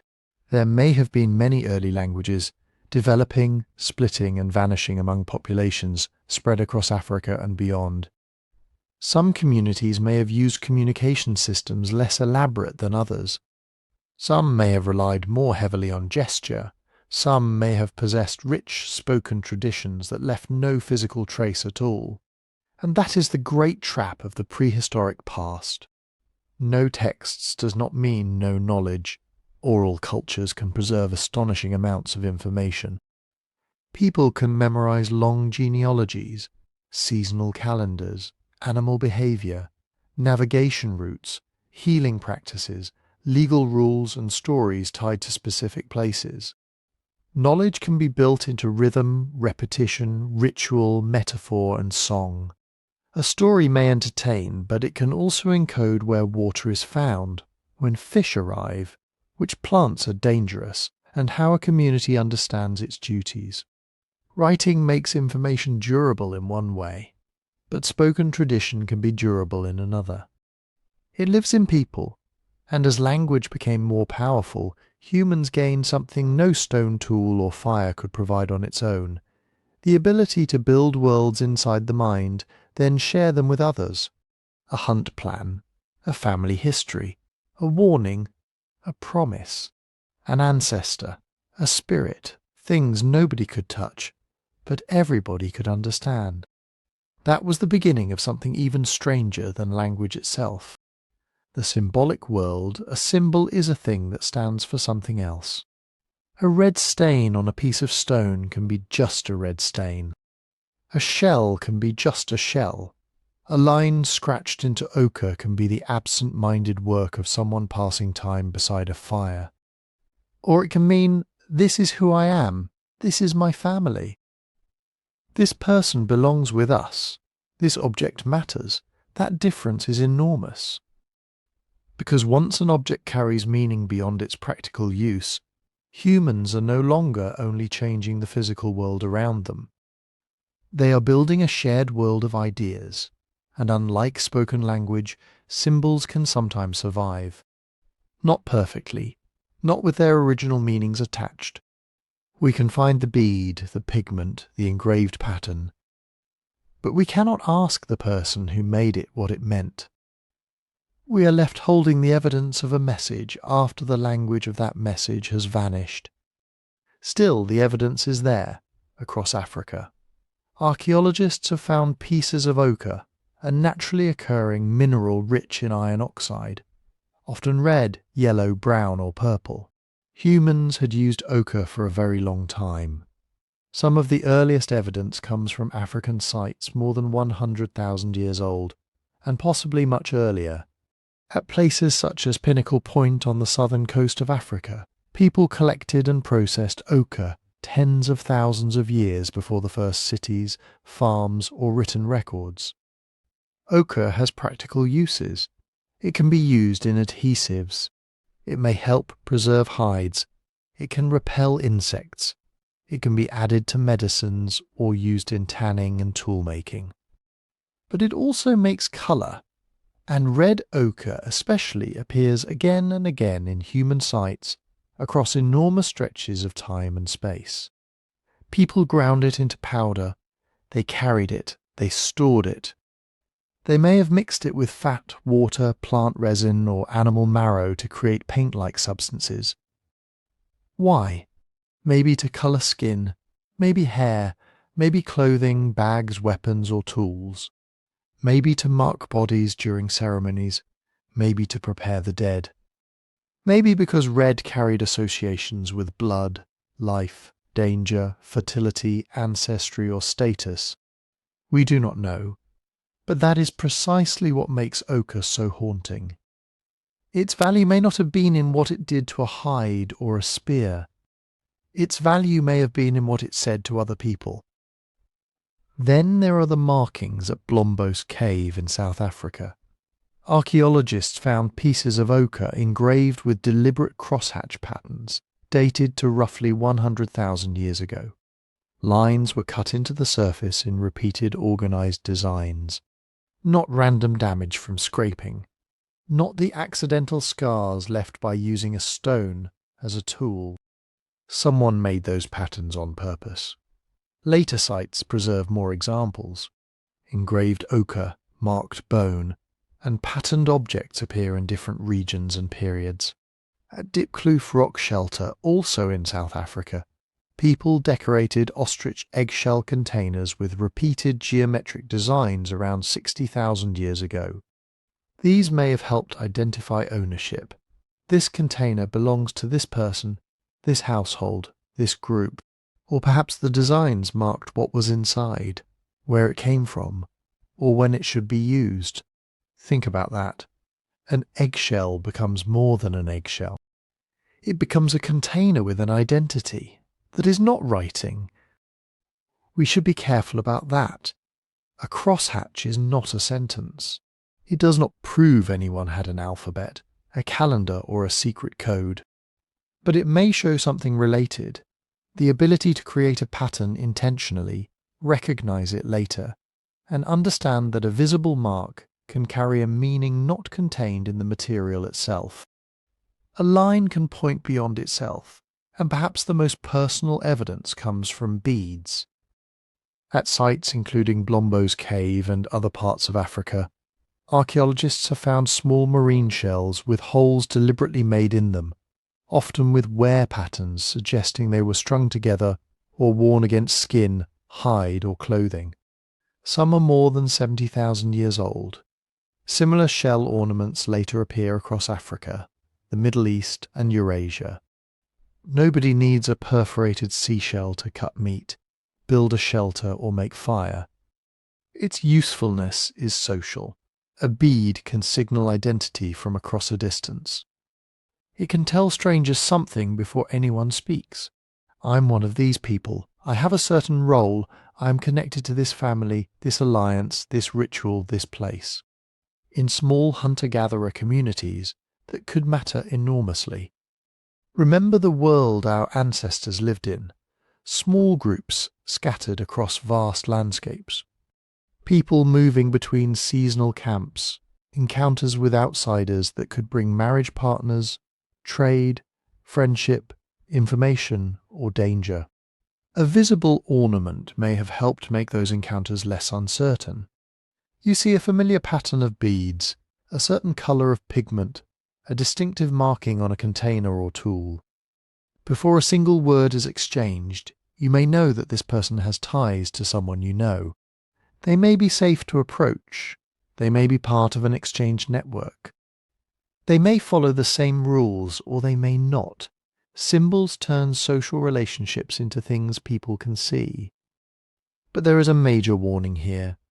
It is tempting to imagine a single moment when humans suddenly became symbolic. One generation scratching the first pattern, the next generation painting caves, burying the dead, inventing religion, and becoming fully human overnight. The evidence does not support anything that neat. Symbolic behavior probably emerged unevenly. Different groups may have used pigments for different reasons. Some markings may have been decorative, some may have been practical.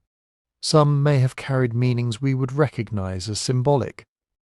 Others may have been experiments, habits, traditions, or simply beautiful patterns made because humans enjoyed making them. And many symbolic acts left nothing behind at all. Body paint washes away, wood rots, feather ornaments disappear. Songs end, dances leave no bones.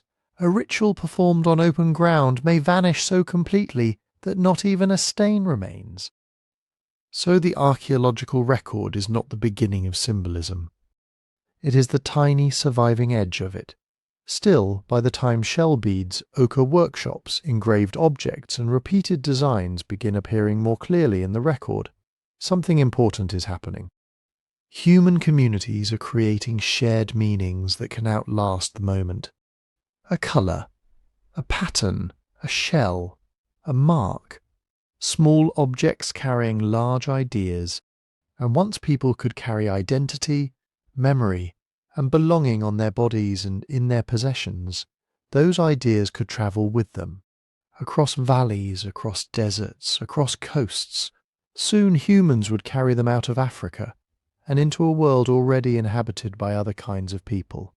The journey out of Africa was not one march. It was not a single tribe standing on a shore 60,000 years ago, looking east and deciding to conquer the world. That is the old version of the story. Clean, dramatic, easy to remember. The real story was probably messier, slower, and much more human. For tens of thousands of years, small groups of Homo sapiens moved beyond Africa, sometimes successfully, sometimes briefly, sometimes leaving descendants, sometimes disappearing so completely that we only know they were there because of a few bones, stone tools, or traces of ancient DNA. Africa and Eurasia were never completely separate worlds. At the northeastern corner of Africa, the Sinai Peninsula connected to the Levant, the region that now includes parts of Egypt, Israel, Palestine, Jordan, Lebanon, and Syria. During wetter periods, this route could become a corridor of grasslands, lakes, rivers, and migrating animals. A human group following herds northward might not have thought of itself as leaving a continent. They were simply moving toward water, toward game, toward a place where the rains had been better. Some of the earliest evidence for Homo sapiens outside Africa comes from this Levantine corridor. Fossils from sites such as Mislia Cave may date to around 180,000 years ago. At School and Kafse, Homo sapiens lived in the region roughly 90,000 to 130,000 years ago. These early travellers prove something important. Our species reached beyond Africa long before the migration that would eventually populate most of the planet. But these early expansions may not have lasted. Climate shifted again. Dry periods returned. Familiar hunting grounds changed. And Neanderthals, already adapted to Western Eurasia, occupied parts of the same region at different times. The Levant was not an empty doorway waiting for humans to walk through. It was a contested crossroads. Another possible route led across the narrow waters of the southern Red Sea, from the Horn of Africa into Arabia. Today, that crossing can look intimidating, but sea levels were often lower during Ice Age periods, and the distance between Africa and Arabia may have been narrower than it is now. Not necessarily easy, not necessarily safe, but possible for people with simple watercraft, rafts, or perhaps even repeated short crossings between visible land masses. Once in Arabia, migrants would have entered a land we tend to imagine as permanently desert. It wasn't. During wetter climate windows, monsoon rains pushed farther north. Parts of Arabia filled with grasslands, lakes, rivers, and grazing animals. Archaeologists have found stone tools near ancient lake beds in regions that are now brutally dry. They are reminders that deserts have histories too. When water returned, Arabia became a bridge. When water vanished, it became a barrier. This is why migration likely happened in stages. A few families move into a new valley. Their children grow up there. A generation later, relatives push farther along a river system or coastline. Another group follows game through a green corridor that will later become desert. Some communities remain, others turn back, others merge with neighbouring populations, others die out when the climate closes the route behind them. No one needed a map of Asia. They only needed the next source of fresh water, the next herd, the next season. Population growth mattered too. As Homo sapiens communities expanded within Africa, good territories became more crowded. That did not mean constant war. Hunter-gatherer groups could manage population through movement, social ties, and flexible territories. But when resources were limited, moving into a new landscape could be an opportunity. A new coastline meant shellfish, fish, seabirds, and tidal pools. A new grassland meant antelope and wild cattle. A new river valley meant reeds, wood, fresh water, and predictable animal crossings. And coastlines may have been especially important. Some researchers argue that groups moved rapidly along the southern edge of Asia, following the shores of Arabia, Iran, Pakistan, and India. Coastal environments could provide food even when inland regions were dry. Shellfish do not run away. Tidal zones can be rich, reliable places to forage. But the famous coastal highway should not be treated as a proven fact. Much of the evidence may now lie underwater, drowned when sea levels rose after the last ice age, and humans were clearly capable of moving inland as well, following rivers, seasonal lakes, mountain passes, and open grasslands. There was no single route. There were routes, openings, detours, dead ends, and wherever Homo sapiens went, they entered lands with people already living in them. In the Levant and Europe, there were Neanderthals. Across much of Asia, there were Denisovans, though we know them mostly through fragments of bone, teeth, and the DNA they left inside living people. There may also have been other human populations we have not yet identified clearly. So when modern humans crossed into Eurasia, they were not entering a wilderness.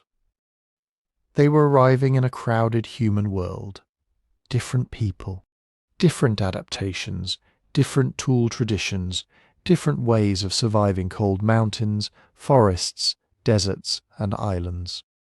Some encounters may have been tense, some may have been violent, some may have involved trade, shared knowledge, or alliances, and some became intimate enough to leave a permanent mark in our genomes.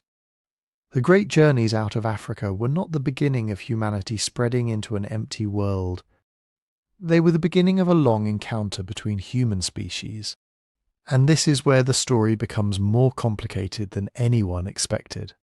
For a long time, scientists thought Homo sapiens replaced Neanderthals completely.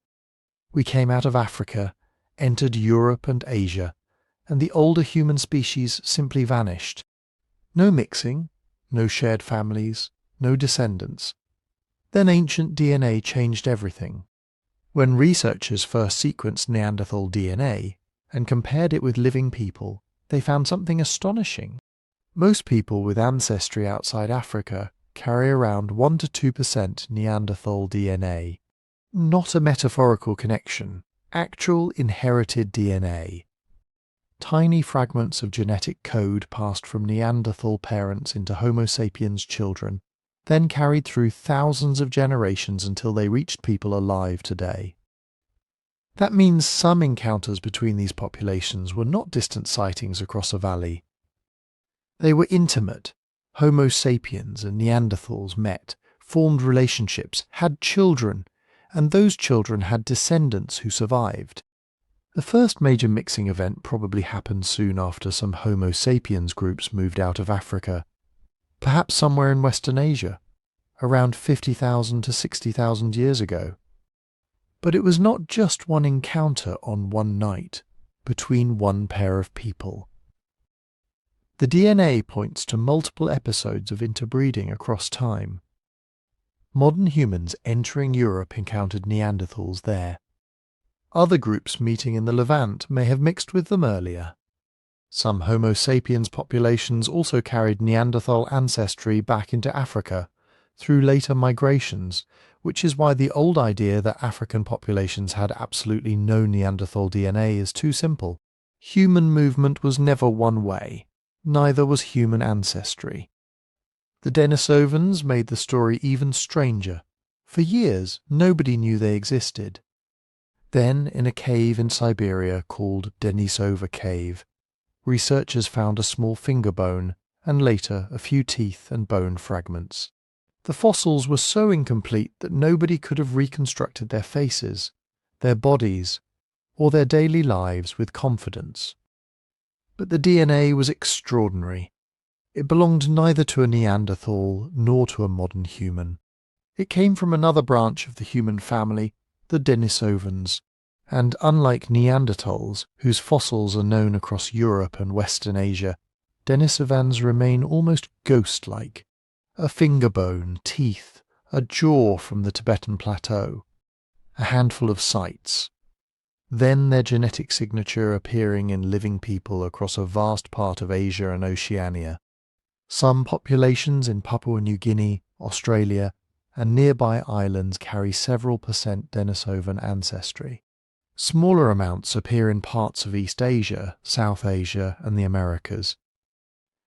This suggests Denisovans were not one tiny, isolated group in Siberia. They were probably spread across enormous distances, living in very different environments, perhaps divided into populations as distinct from one another as Neanderthal groups in Europe were from those in Western Asia. And one inherited Denisovan gene tells us something remarkable. Many Tibetan people carry a version of a gene called EPAS1, which helps the body cope with low oxygen at high altitude. The version is strongly linked to Denisovan ancestry. It appears to have given Homo sapiens newcomers on the Tibetan plateau an advantage in air thin enough to make ordinary life dangerous. This is one of the clearest examples of ancient human mixing providing a survival benefit. Your ancestors did not just meet other human species. They inherited tools written in biology, genes involved in immunity, skin function, metabolism and adaptation to cold or altitude may have moved between populations through interbreeding. Some of those genes help descendants survive in unfamiliar environments. Others may have become harmful in new conditions. Natural selection did not preserve every archaic gene. Over time, many Neanderthal and Denisovan fragments were removed from the Homo sapiens genome. So our DNA is not a complete archive. It is a heavily edited one. It can tell us that mixing happened. It can sometimes estimate when it happened. It can reveal which inherited genes became common because they were useful. But it cannot tell us what the encounter felt like. A genome cannot show whether two groups met as trading partners, rivals, hostages, allies, or strangers brought together by a shared winter camp. It cannot tell us whether relationships were welcomed by both communities, arranged through social ties, or shaped by unequal power. DNA preserves descendants. It does not preserve consent, language, friendship, fear, or love. Still, archaeology gives us reasons to think these encounters involved more than reproduction. Homo sapiens arrived in regions where Neanderthals had been surviving for hundreds of thousands of years. Neanderthals knew the migration routes of reindeer and bison. They knew where stone could be found, where caves offered shelter, which plants were useful, and how to endure winters that newcomers from warmer regions may never have experienced. It is possible Homo sapiens learned from them. It is also possible Neanderthals adopted ideas from Homo sapiens. Tool traditions changed rapidly during this period. Ornaments, pigments, bone tools, hunting methods, and new ways of organizing camps appeared in different regions. But this is where we have to be careful. Similar tools do not automatically prove trade. A new technology might spread through teaching. It might be copied after observation. It might be invented independently by people facing the same problem. And sometimes a tool style that looks foreign may simply reflect one small group moving into another territory.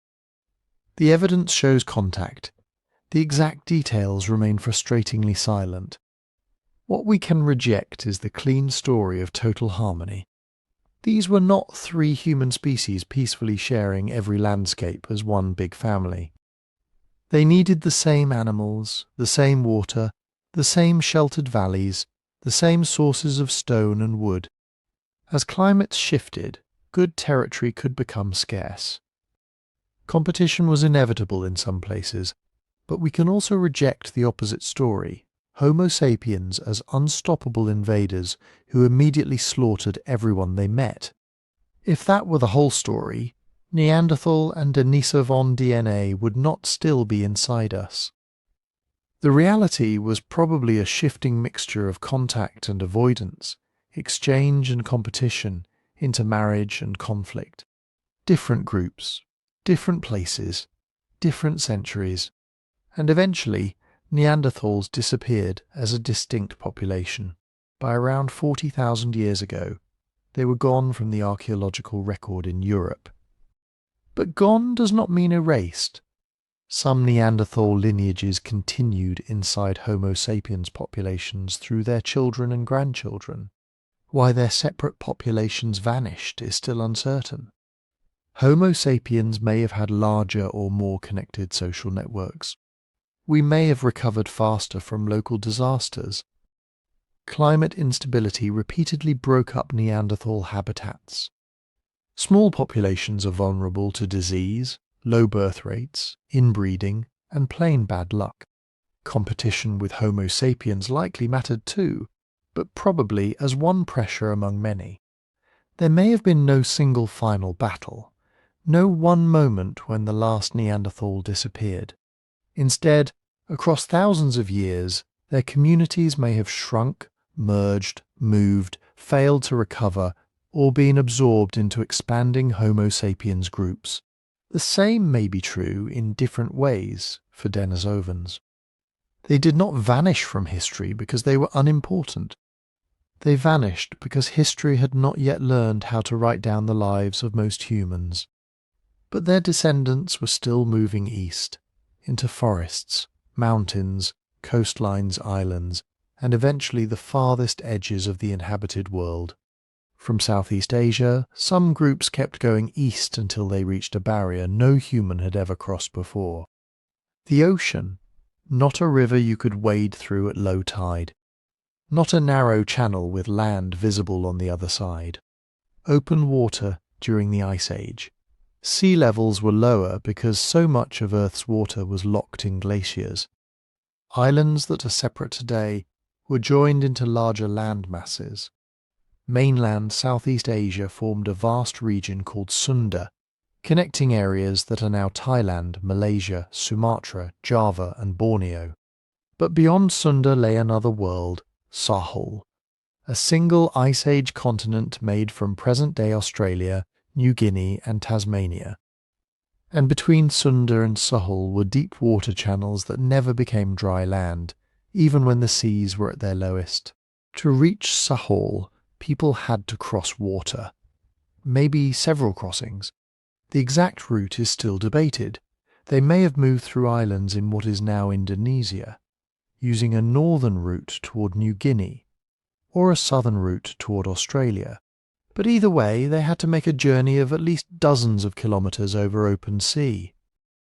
That changes everything. You do not accidentally colonize a continent across an ocean. People had to build some kind of watercraft, rafts perhaps, canoes made from hollowed logs perhaps, bundles of bamboo or other plant material tied together with fibre. The vessels may have been simple by later standards, but simple does not mean easy.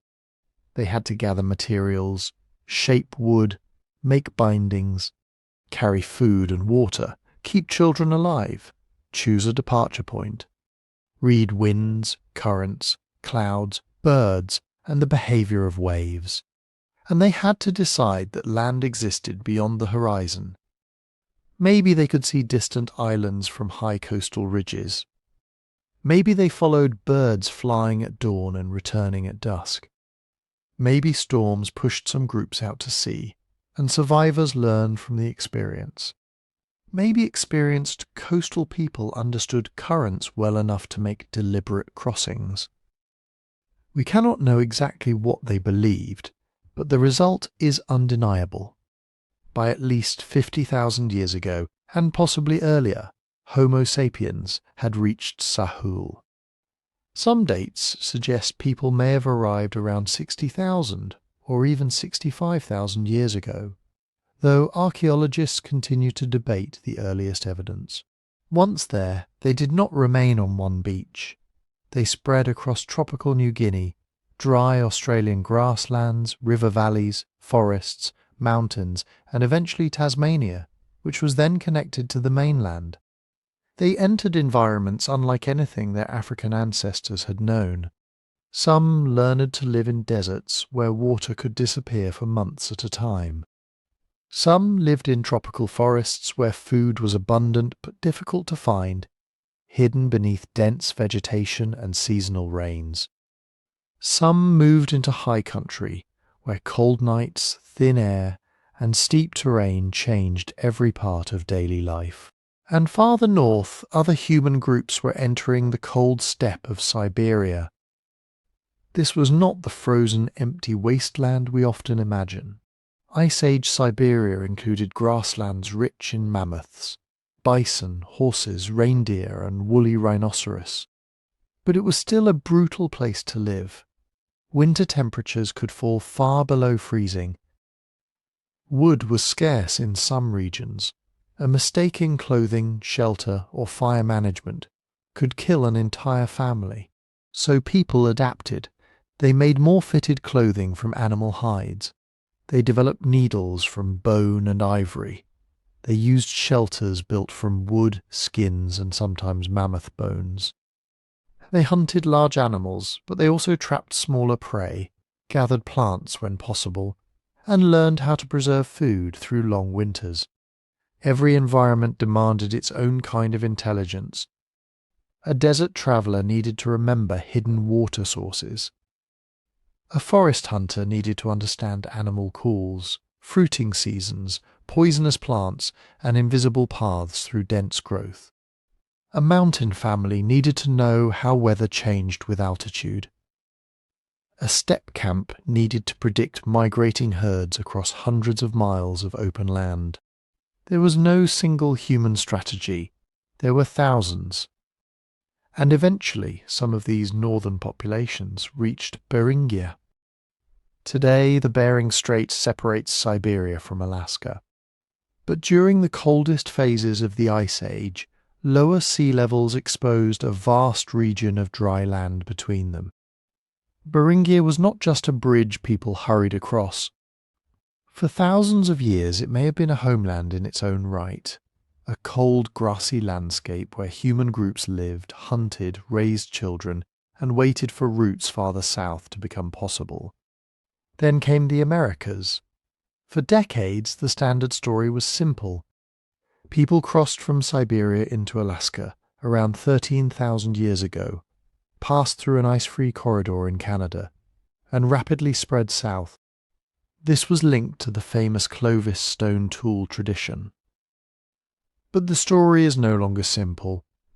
Archaeological sites in North and South America now suggest people were present before Clovis. Some evidence points to humans south of the ice sheets by at least 16,000 years ago. Other claims suggest earlier dates, sometimes far earlier, but these remain heavily debated because the evidence is difficult to interpret. Were the first Americans moving down an inland corridor between glaciers? Possibly. Did some travel along the Pacific coast, using boats, coastal camps, and marine resources? Very likely did different groups arrive by different routes at different times. That is increasingly possible. The problem is that many of the earliest coastal sites are now underwater. Since the Ice Age ended, sea levels have risen more than 100 meters in some places, drowning ancient shorelines where early travelers may have camped. The evidence is missing not because those people were absent, but because the ocean covered their tracks. And that is the pattern across the whole human expansion. We did not conquer the world in one great march. Small communities moved a little farther. A coastline led to another coastline. A marriage connected two distant groups. A drought forced a family toward a new valley. A hunting party found a pass through mountains. A generation born near one river died beside another. Some migrations succeeded, others ended in failure. Some groups vanished without leaving descendants. Others became the ancestors of millions. By the end of the Ice Age, humans lived on every inhabited continent except Antarctica. From equatorial forests to Arctic tundra, from islands beyond open water to high mountain plateaus, our species had reached the edges of the world. Not because every group was the same, but because every group found a different way to survive. But reaching the edges of the world did not mean people were alone. That is one of the biggest mistakes we make when we picture the Ice Age. We imagine a tiny band beside a fire, a few families moving through an endless wilderness. No roads, no cities, no maps, no contact with anyone beyond the next ridge. And yes, individual camps were often small, maybe a few dozen people. They moved frequently. They followed herds, ripening plants, salmon runs, seasonal water and changing weather. But small camps could belong to very large social worlds. Archaeologists can see the outlines of those worlds in objects that should not be there. A stone tool made from rock, found 200 miles away. A shell from a distant coast discovered deep inland. Red ochre, yellow pigment, black manganese, carried across landscapes where those materials do not occur naturally. A bead made from rare ivory, amber, obsidian, or a particular kind of fossil shell. These things are clues, not written records, not shipping manifests, not the names of traders or the dates of their journeys, but clues when a group in one valley has stone that came from another region. There are only a few possibilities. Maybe someone walked all the way there and brought it back. Maybe they met another group halfway. Maybe the stone passed from hand to hand, moving across a chain of communities over generations.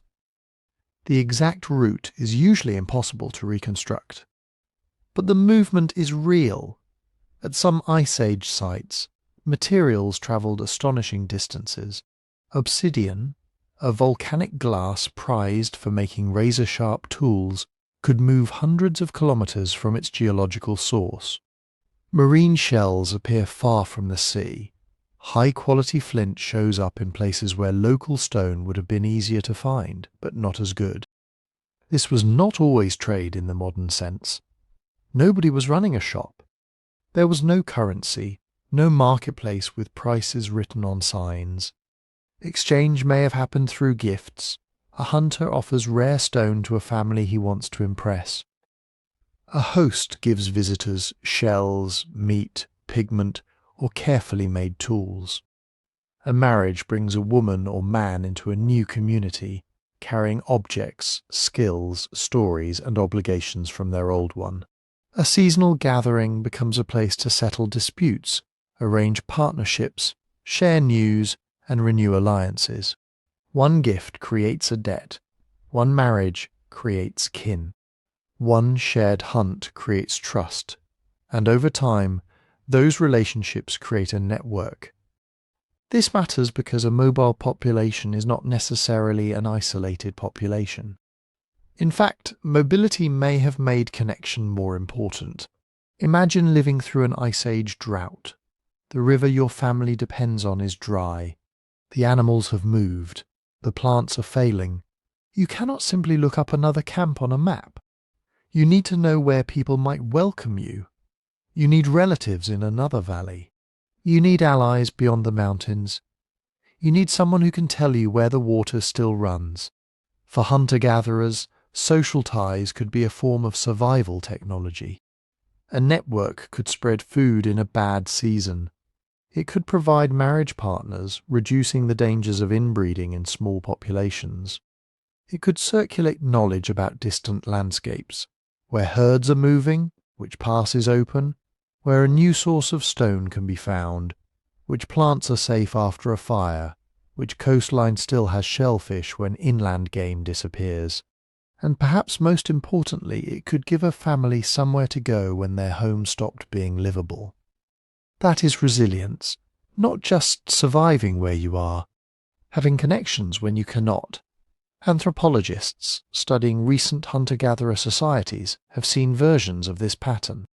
Communities may live separately for much of the year, then come together at certain seasons for ceremonies, marriages, feasts, trading, and collective hunting. We cannot simply project those societies backward unchanged. Ice Age people lived in different worlds under different pressures. But the archaeological evidence suggests something similar. People were maintaining relationships beyond their immediate camp. They had reasons to. A group that knew only its own territory could be trapped by local disaster. A group linked to 10 other groups had options. And during the Ice Age, options were everything. Climate did not change politely. Temperatures could shift. Rainfall patterns moved. Glaciers advanced and retreated. Grasslands became deserts. Coastlines moved as sea levels rose and fell. Animal migrations changed, sometimes within a few generations. A route that had fed your grandparents might fail your children. So information had to travel, not with messages carved into tablets, with people with stories repeated around fires, with a piece of red ochre passed from one camp to another, with a particular style of bead that said, "We know these people," with a tool made in a familiar way carrying the memory of someone far beyond the horizon. And that may be the deeper meaning of long-distance exchange. The object itself mattered. Good stone made better blades. Shells could be beautiful. Pigments could mark bodies, tools, hides, and ritual places. But objects also carried relationships. A shell is not just a shell if it came from your mother's people on the coast. A stone blade is not just a blade if it was given by an ally during a hard winter. A pigment is not just colour if everyone recognises where it came from. These materials were physical proof that the world was larger than one camp, that strangers could become partners, that distant places could matter to your survival. And there is something almost haunting about that. For most of human history, our ancestors had no cities, no states, no writing, and no permanent monuments. But they had networks, they had obligations, they had memories stretched across landscapes we now call empty. If you want to go deeper into the unanswered questions hidden in that lost world, our book explores 12 unexplained mysteries that still challenge archaeologists and historians. You can find it through the website link in the description. Because the more evidence we uncover, the clearer one truth becomes. Ice Age humans were not scattered survivors waiting for civilization to rescue them. They were already building the foundations of it, not with walls, with connections. And sometimes those connections left traces that were never meant to be practical at all. A piece of ochre can mark a body, a shell can identify a relationship. A carved bead can carry memory across 100 miles. But then there are the images.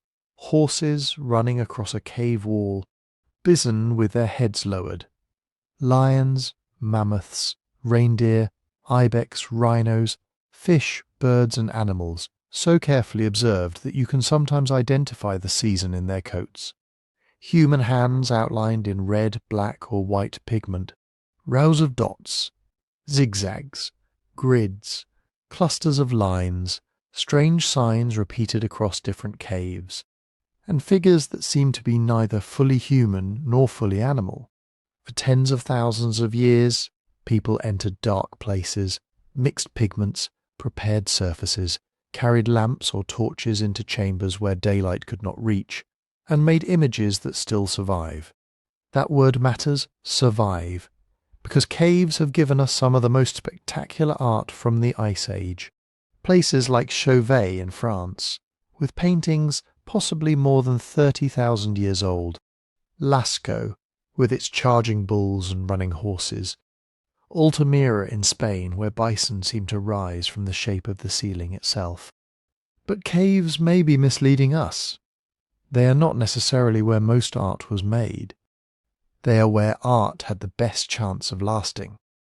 A painting on an exposed cliff can be destroyed by rain, wind, frost, sunlight, plant growth, and thousands of years of erosion. A drawing on wood, hide, bark, or woven fibre may vanish completely. Paint applied to the human body disappears the moment the body dies. Art made in open air is constantly being erased by the world.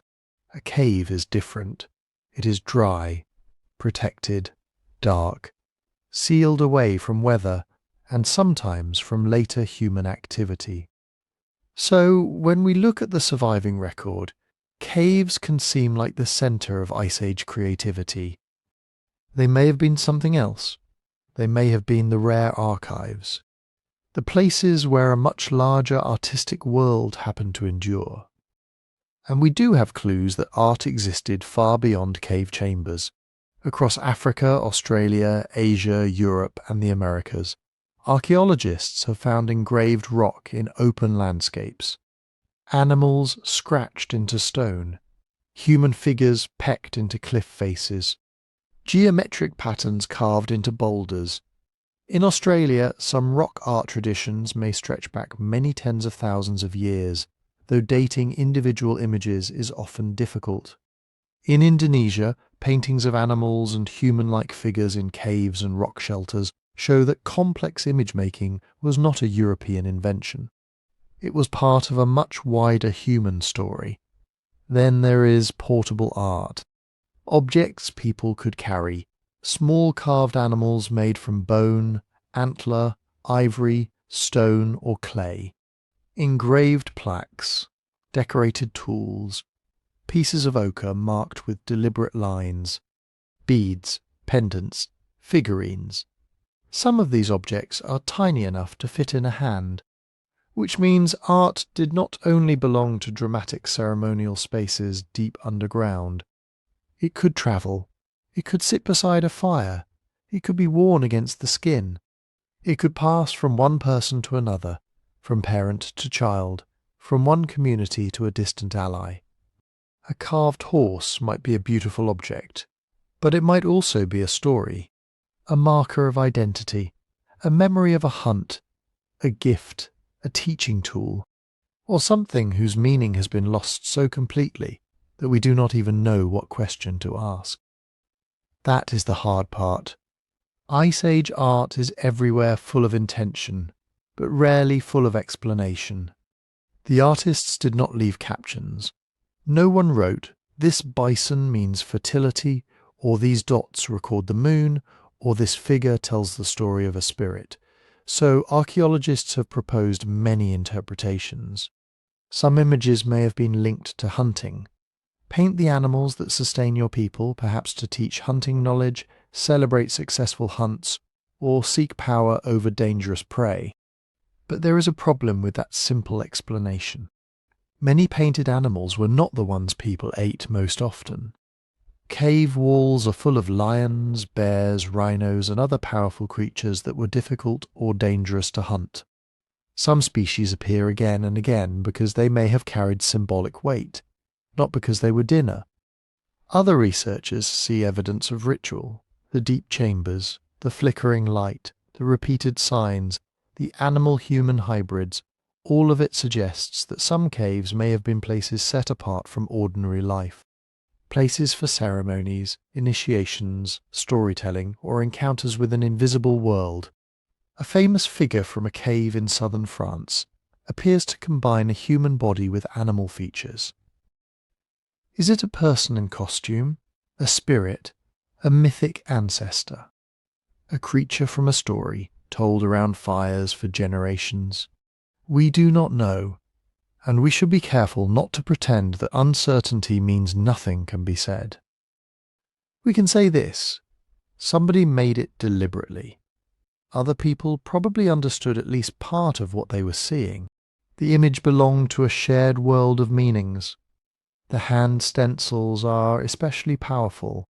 A person places their hand against the wall. Pigment is blown or sprayed around it. The hand is removed. What remains is a silhouette, an absence made visible. Thousands of years later, it feels almost immediate. Not a king, not a general, not somebody whose name was preserved in writing. Just a hand, a real human hand, pressed against stone in the darkness. Some hand stencils may have been made by children.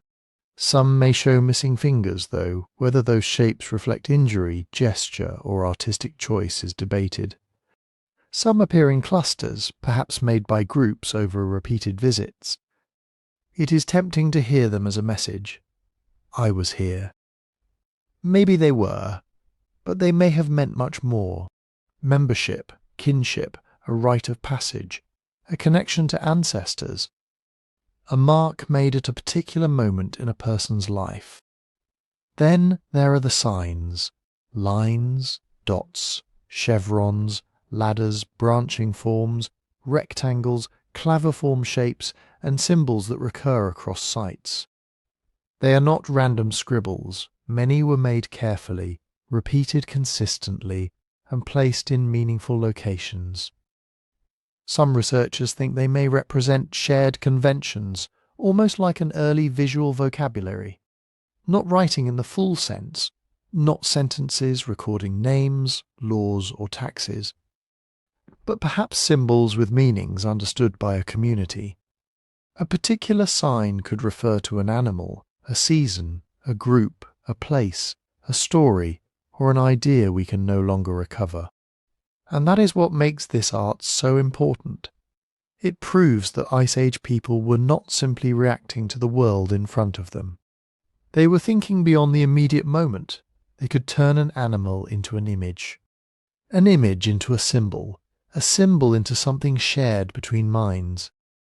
They could preserve knowledge, emotion, identity, and imagination outside the human brain. Not in books, not in monuments, on rock walls, on ivory, on ochre, on objects carried through a cold and changing world. This was culture operating at enormous depth. A child could learn what certain animals meant before ever seeing one. A group could recognize its own traditions in a pattern of marks.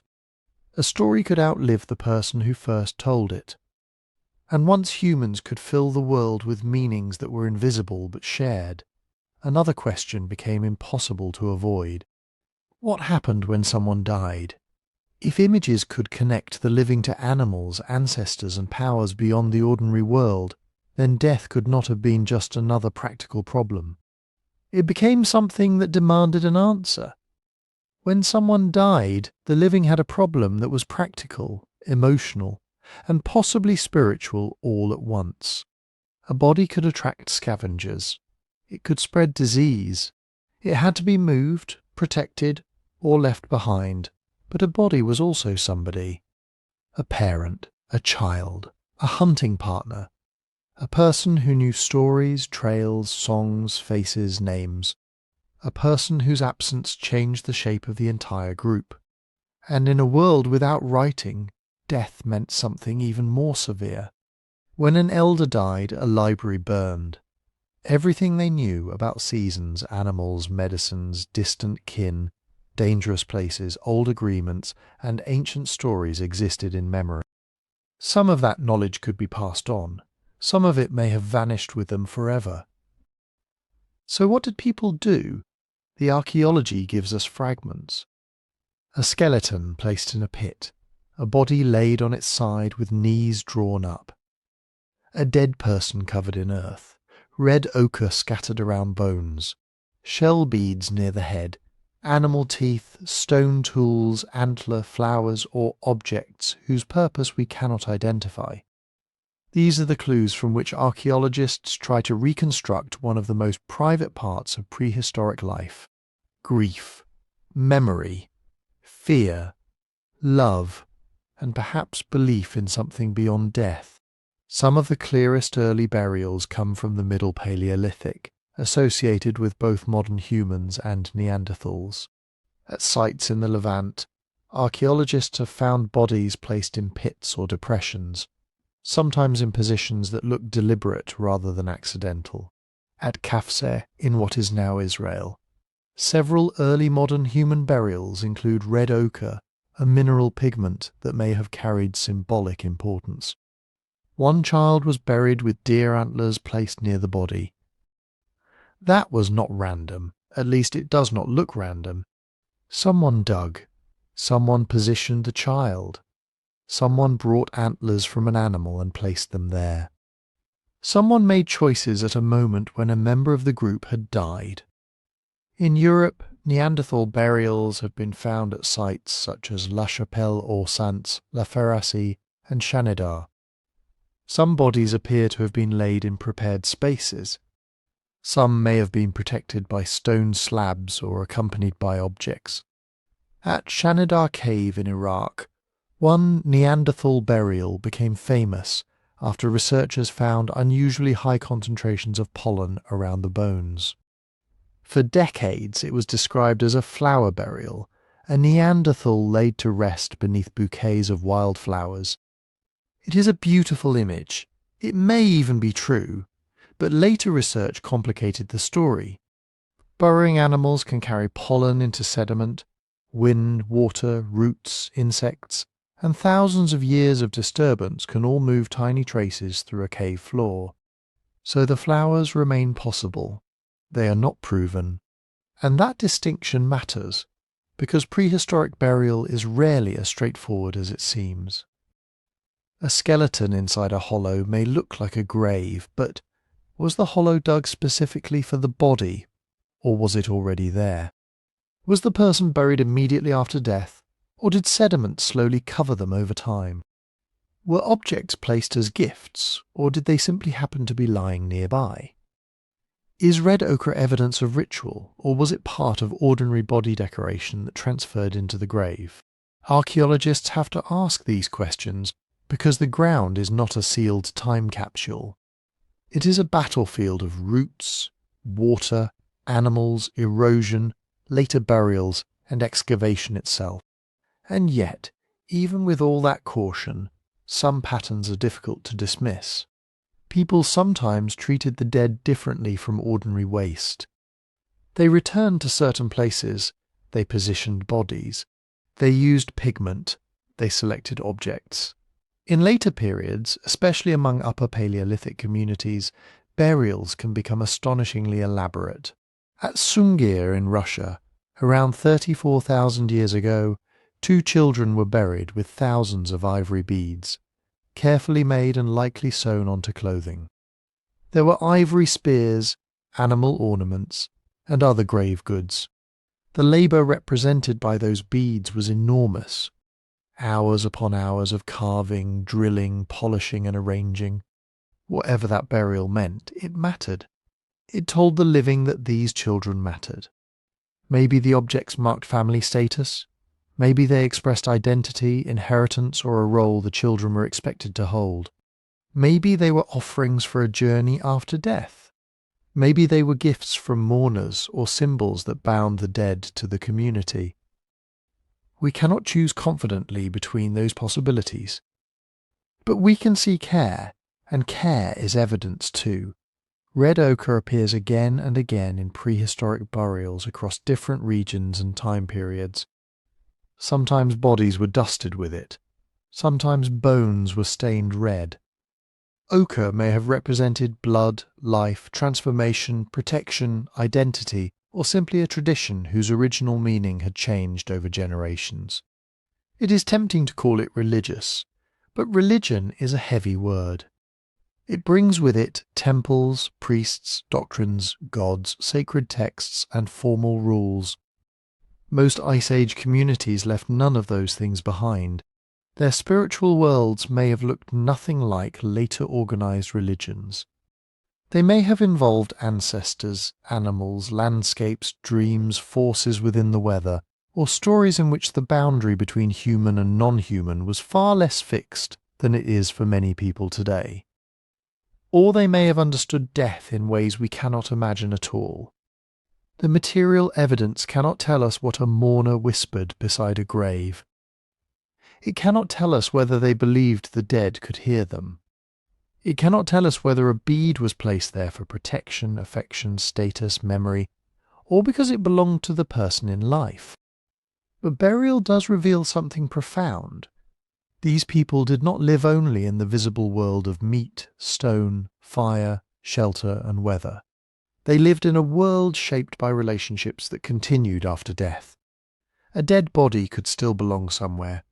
A dead person could still carry an identity. A grave could become a place where memory gathered, and perhaps where the living felt the presence of those who were gone. That invisible world may be the hardest thing archaeology will ever try to recover. Not because it was unimportant, because it was everywhere.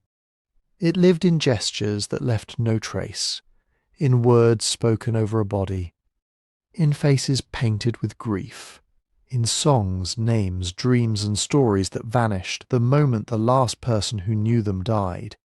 But death did not end the social world. In many ways it may have helped create it, because to bury someone is to say that a human life has meaning beyond its last breath. And if death reveals how people remembered one another, life reveals something even more fundamental: how they kept one another alive. Prehistoric people did not live as isolated individuals, each adult battling nature alone. No human child could survive that way. No injured hunter could. No older person whose strength had faded could. Human survival depended on a social world, a web of obligations, affection, teaching, rivalry, sharing, and care. The problem is, families do not fossilize. We do not find a stone tablet listing marriages, adoptions, grandparents, arguments, or who was responsible for waking up at dawn with a crying baby. We find scattered bones, hearths, tool fragments, sleeping areas, food remains, and sometimes the traces of people who had clearly been cared for when they could not care for themselves. From those fragments, archaeologists try to reconstruct the oldest human institution of all, family. But we should be careful with that word. A modern nuclear family, two parents and their children living in a separate household, is not a universal human pattern. It is one arrangement among many. Ethnographic studies of recent hunter-gatherer societies show enormous variation.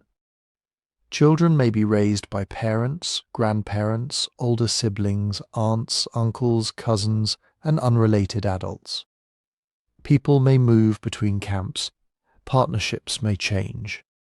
Kinship can be biological, social, ritual, or all three at once. Prehistoric societies were probably just as diverse.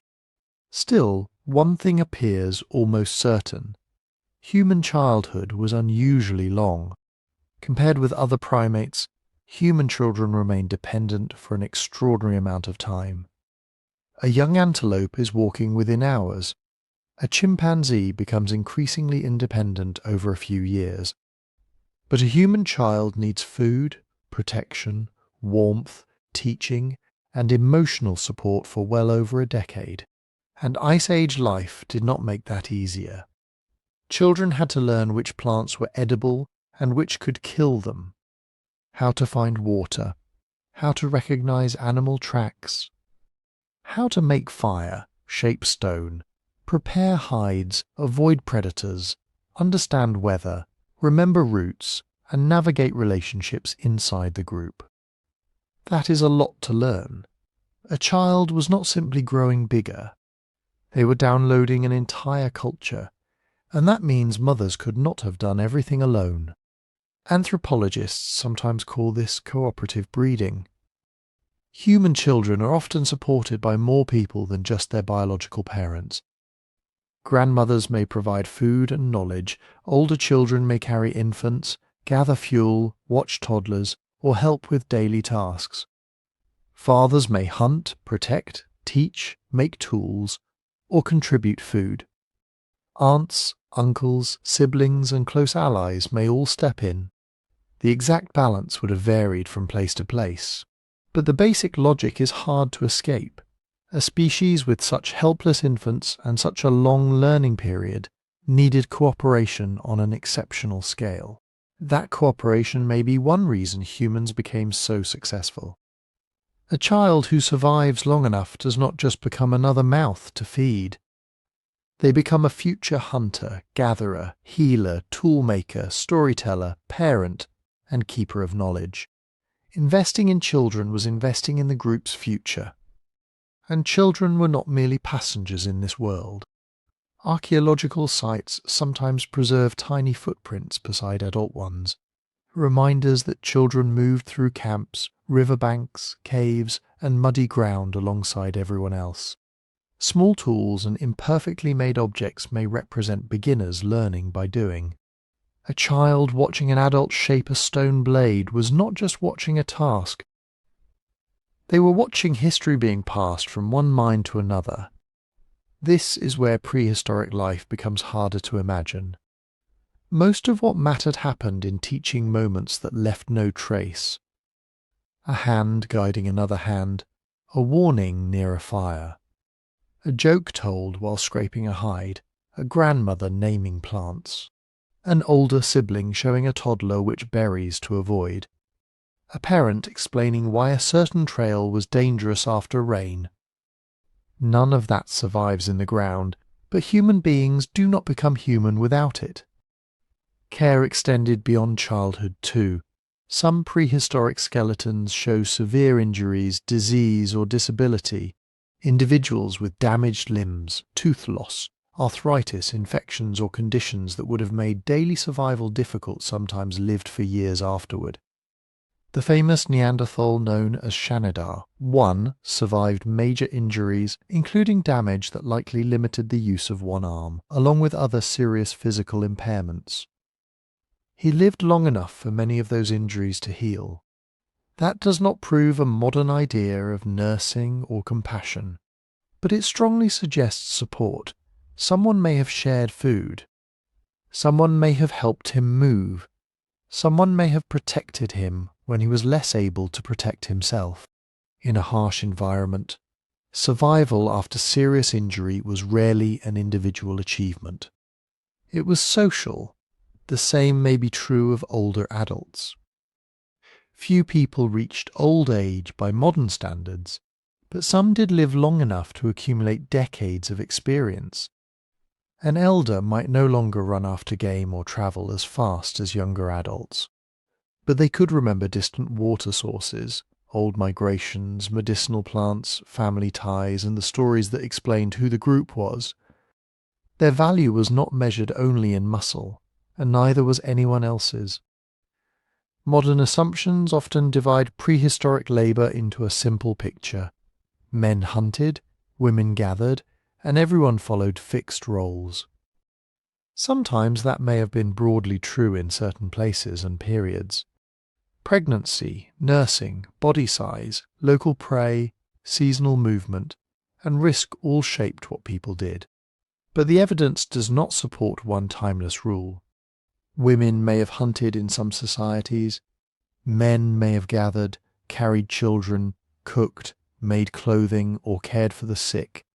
Older people and adolescents may have specialized in tasks that required patience, skill, memory, or local knowledge. A person's role could change with age, injury, season, opportunity, and need. A camp was not a factory with permanent job titles. It was a living system, and that system had to remain flexible. During a successful hunt, many hands might process meat, preserve hides, carry fuel, and protect children. During drought, people might scatter into smaller groups. During abundance, families might gather with distant kin for exchange, ceremonies, marriages, storytelling, and feasting. Social organization could expand and contract with the landscape. This is the deeper truth behind the silence before history. There was no single prehistoric way of being human. There were thousands of ways, different families, different rules, different marriages, different childhoods, different divisions of work, different ideas about authority, sharing, gender, age, kinship, and belonging. But beneath all that diversity was a pattern that helped our species endure. Humans survived because we made other humans matter, and then the world changed again, not because humans suddenly became different, not because somebody woke up one morning and invented civilization. The change began in the climate. For tens of thousands of years, much of the planet had been locked in the grip of the last ice age. Huge sheets of ice covered northern Europe and North America. Sea levels were far lower than they are today, because so much of Earth's water was trapped in glaciers. Deserts expanded in some regions. Elsewhere, cold grasslands stretched across landscapes that are now forests, farms, and cities.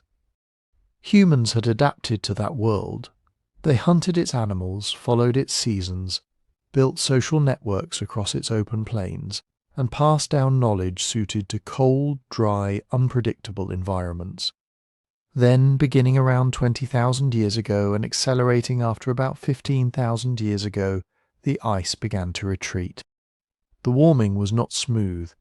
There were sudden cold reversals, regional droughts, violent shifts in rainfall, and generations who may have watched familiar habitats transform within a lifetime. But over the long term, the direction was clear. The glaciers melted. The seas rose, and entire human worlds disappeared beneath the water. At the height of the Ice Age, sea level may have been more than 120 meters lower than it is today. That exposed enormous areas of land along the world's coastlines. The North Sea was not a sea. It was a vast lowland plain connecting Britain to mainland Europe, crossed by rivers and inhabited by animals and people. Southeast Asia was joined into a larger landmass called Sunderland. Australia and New Guinea were connected by lower seas and exposed shelves. Coastlines extended far beyond their modern boundaries. These were not empty wastelands. They may have been some of the best places to live.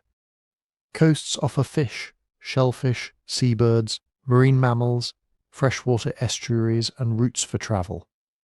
River mouths and wetlands can support dense plant and animal life. For mobile hunter-gatherers, these landscapes would have been rich, varied, and strategically valuable. But as the ice melted, the ocean came back. Slowly at first. Then in some periods, with astonishing speed, valleys flooded, coastal plains vanished, river systems were swallowed by rising water. Campsites, burial grounds, hearths, tools, shelters, and the ordinary debris of countless generations sank beneath the waves. This is one reason the early human story feels so incomplete. Archaeologists tend to find prehistoric sites on land because that is where we can dig. But during the Ice Age, many people may have lived along coastlines that no longer exist. The evidence is now underwater, buried beneath sediments, scattered by currents or destroyed by erosion. So when we look at the map of ancient settlement, we are not looking at the whole map. We are looking at what the sea allowed us to keep. And while the shorelines were disappearing, the animals were changing too. The Ice Age had supported an extraordinary cast of giant mammals. Mammoths, mastodons, giant deer, woolly rhinoceroses, cave lions, giant ground sloths in the Americas, massive herds of bison, horses, reindeer and other grazing animals across Eurasia. By roughly 11,700 years ago, the last ice age had ended. Many of those great animals were gone. Why they disappeared is one of the most argued questions in prehistory. Climate change clearly mattered. As temperatures rose, the open, cold grasslands that supported many large herbivores broke apart. Forests spread across some regions. Rainfall patterns changed. Plants shifted. Animals adapted to one kind of world found themselves trapped in another. But humans were also expanding, improving their hunting technologies, entering new regions, and putting pressure on animal populations that may already have been vulnerable. In some places, especially Australia and the Americas, the timing of human arrival and megafaunal decline has led researchers to argue that hunting played a major role. In other places, the evidence points more strongly toward climate instability, habitat loss, or a combination of both. The honest answer is probably not one dramatic explanation. A changing climate can weaken animal populations. Human hunting can push them further. Slow reproduction makes large mammals especially vulnerable. A few bad centuries, a few lost habitats, a few extra deaths each year, and a species that once seemed permanent can disappear. For humans, this was not just an ecological event. It was a crisis of knowledge. Imagine being part of a community whose seasonal movements had depended on predictable herds for generations. Your grandparents knew where the animals crossed the river. Your parents knew where they sheltered in winter. Then the herds become smaller. Their routes change or they vanish entirely. The old knowledge does not become useless all at once. But it stopped being enough and humans did what humans had always done. They adapted in many regions, people broadened their diets. They hunted smaller game. They gathered more nuts, seeds, fruits, roots, and wild grains.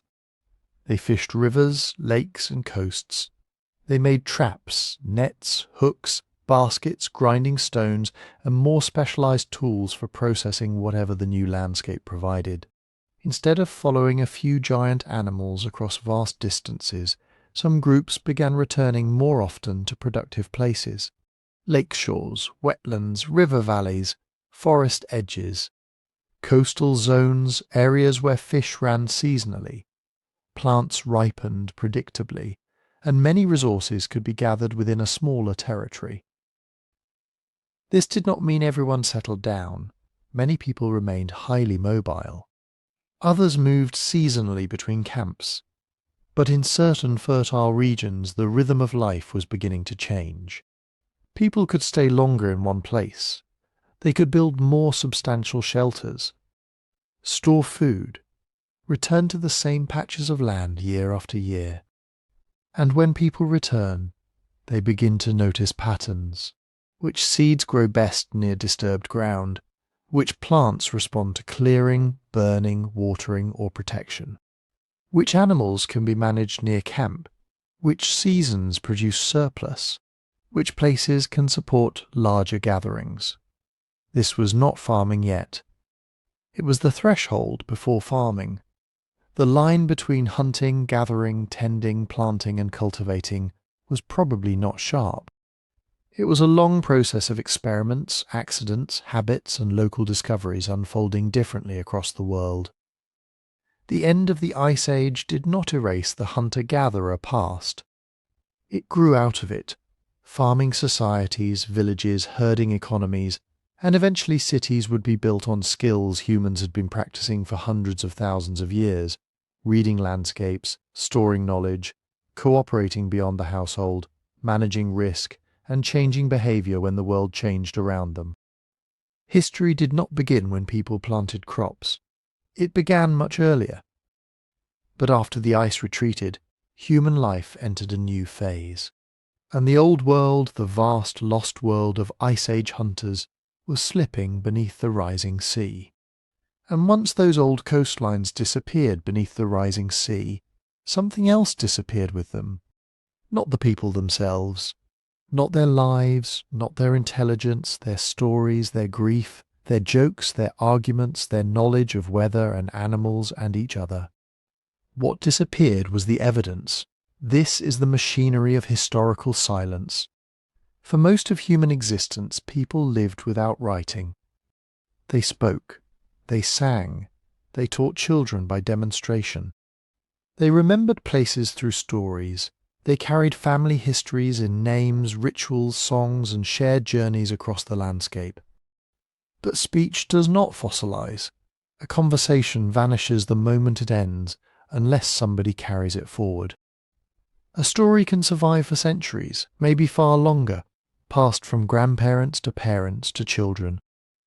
But it depends on a living chain of people. Break that chain through disease, war, displacement, conquest, forced migration, or the death of a language, and an entire library can vanish in a generation.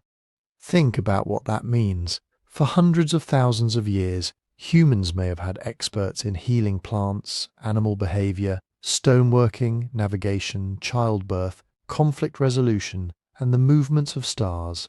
People who knew which river flooded first after the rains, which cave was safe in winter, which tree bark eased pain, which marriage alliances prevented violence between neighbouring groups. Most of their knowledge existed nowhere except in human minds. Then those minds died, and unlike a burned archive, there is often no ash left behind to tell us what was lost. The physical world is not much kinder. Human bodies decay. Skin, hair, clothing, wooden tools, baskets, nets, ropes, leather shelters, medicines, food stores, and musical instruments usually rot away. A hunter may have spent weeks shaping a wooden spear, but after 30,000 years, the spear is usually gone. A family may have built a house from branches, hides, grass, and mud. Rain, insects, wind, and time erase it, until even the outline is difficult to see. What survives best is often stone. That is why prehistory can look like a world made almost entirely of stone tools. But stone tools were not the whole technology. They were the hardest fraction of a much larger toolkit. Wooden digging sticks, fibre cords, fishing nets, woven bags, skin clothing, wooden bowls, plant medicines, pigments, traps, canoes, baby carriers, all the ordinary objects that made life possible. Most are gone. Even bones which seem permanent are fragile in the wrong conditions. Acidic soil can dissolve them. Tropical heat and moisture accelerate decay. Floods scatter remains. Scavengers drag bones away. Later people dig, build, farm, and unknowingly destroy what earlier people left behind. And landscapes themselves do not stand still. Rivers change course. Hillsides collapse, deserts expand, forests grow over old camps. Volcanoes bury ground surfaces. Glaciers grind whole regions into rubble. Waves chew away cliffs, taking ancient sites into the sea one layer at a time. Sometimes archaeology finds a miraculous exception. A waterlogged wooden object, a frozen body, a cave sealed by a rockfall, footprints preserved in ancient mud. Those discoveries feel extraordinary because they are extraordinary. They are flashes of a world that normally disappears. Then there is the problem of where we look. Archaeologists cannot excavate every valley, every cave, every field, every seabed, every mountain pass, every drowned coastline on Earth. Excavation is slow, expensive and destructive. Once a layer has been dug, it cannot be put back. So researchers must choose carefully, often working where roads, mines, construction projects or erosion have already exposed something. That means the archaeological record is not a fair sample of ancient life. Some regions have been studied for more than a century. Others have barely been surveyed. Europe, parts of the Middle East, and a handful of famous African sites have received enormous attention. Vast areas of Central Africa, tropical Asia, the Amazon, Siberia, and the ocean floor remain far less explored. And that unevenness has consequences. A place with few excavated sites can look empty on a map. But empty on an archaeological map does not mean empty in the past. It may mean the evidence is buried, it may mean the evidence decayed. It may mean it lies underwater, or it may simply mean nobody has had the funding, equipment, political stability, or permission to search. The same distortion affects who gets remembered. When farming villages, cities, kingdoms and states emerged, they began leaving a different kind of evidence. Mud tablets, inscriptions, tax records, laws, royal monuments, tombs, lists of kings, written accounts of wars and victories. Writing was revolutionary. It allowed information to survive beyond living memory. But it also changed what later generations called history. States wrote down the things states cared about: rulers, taxes, borders, armies, property, trade, religious authority. The lives of ordinary farmers often appeared only in fragments.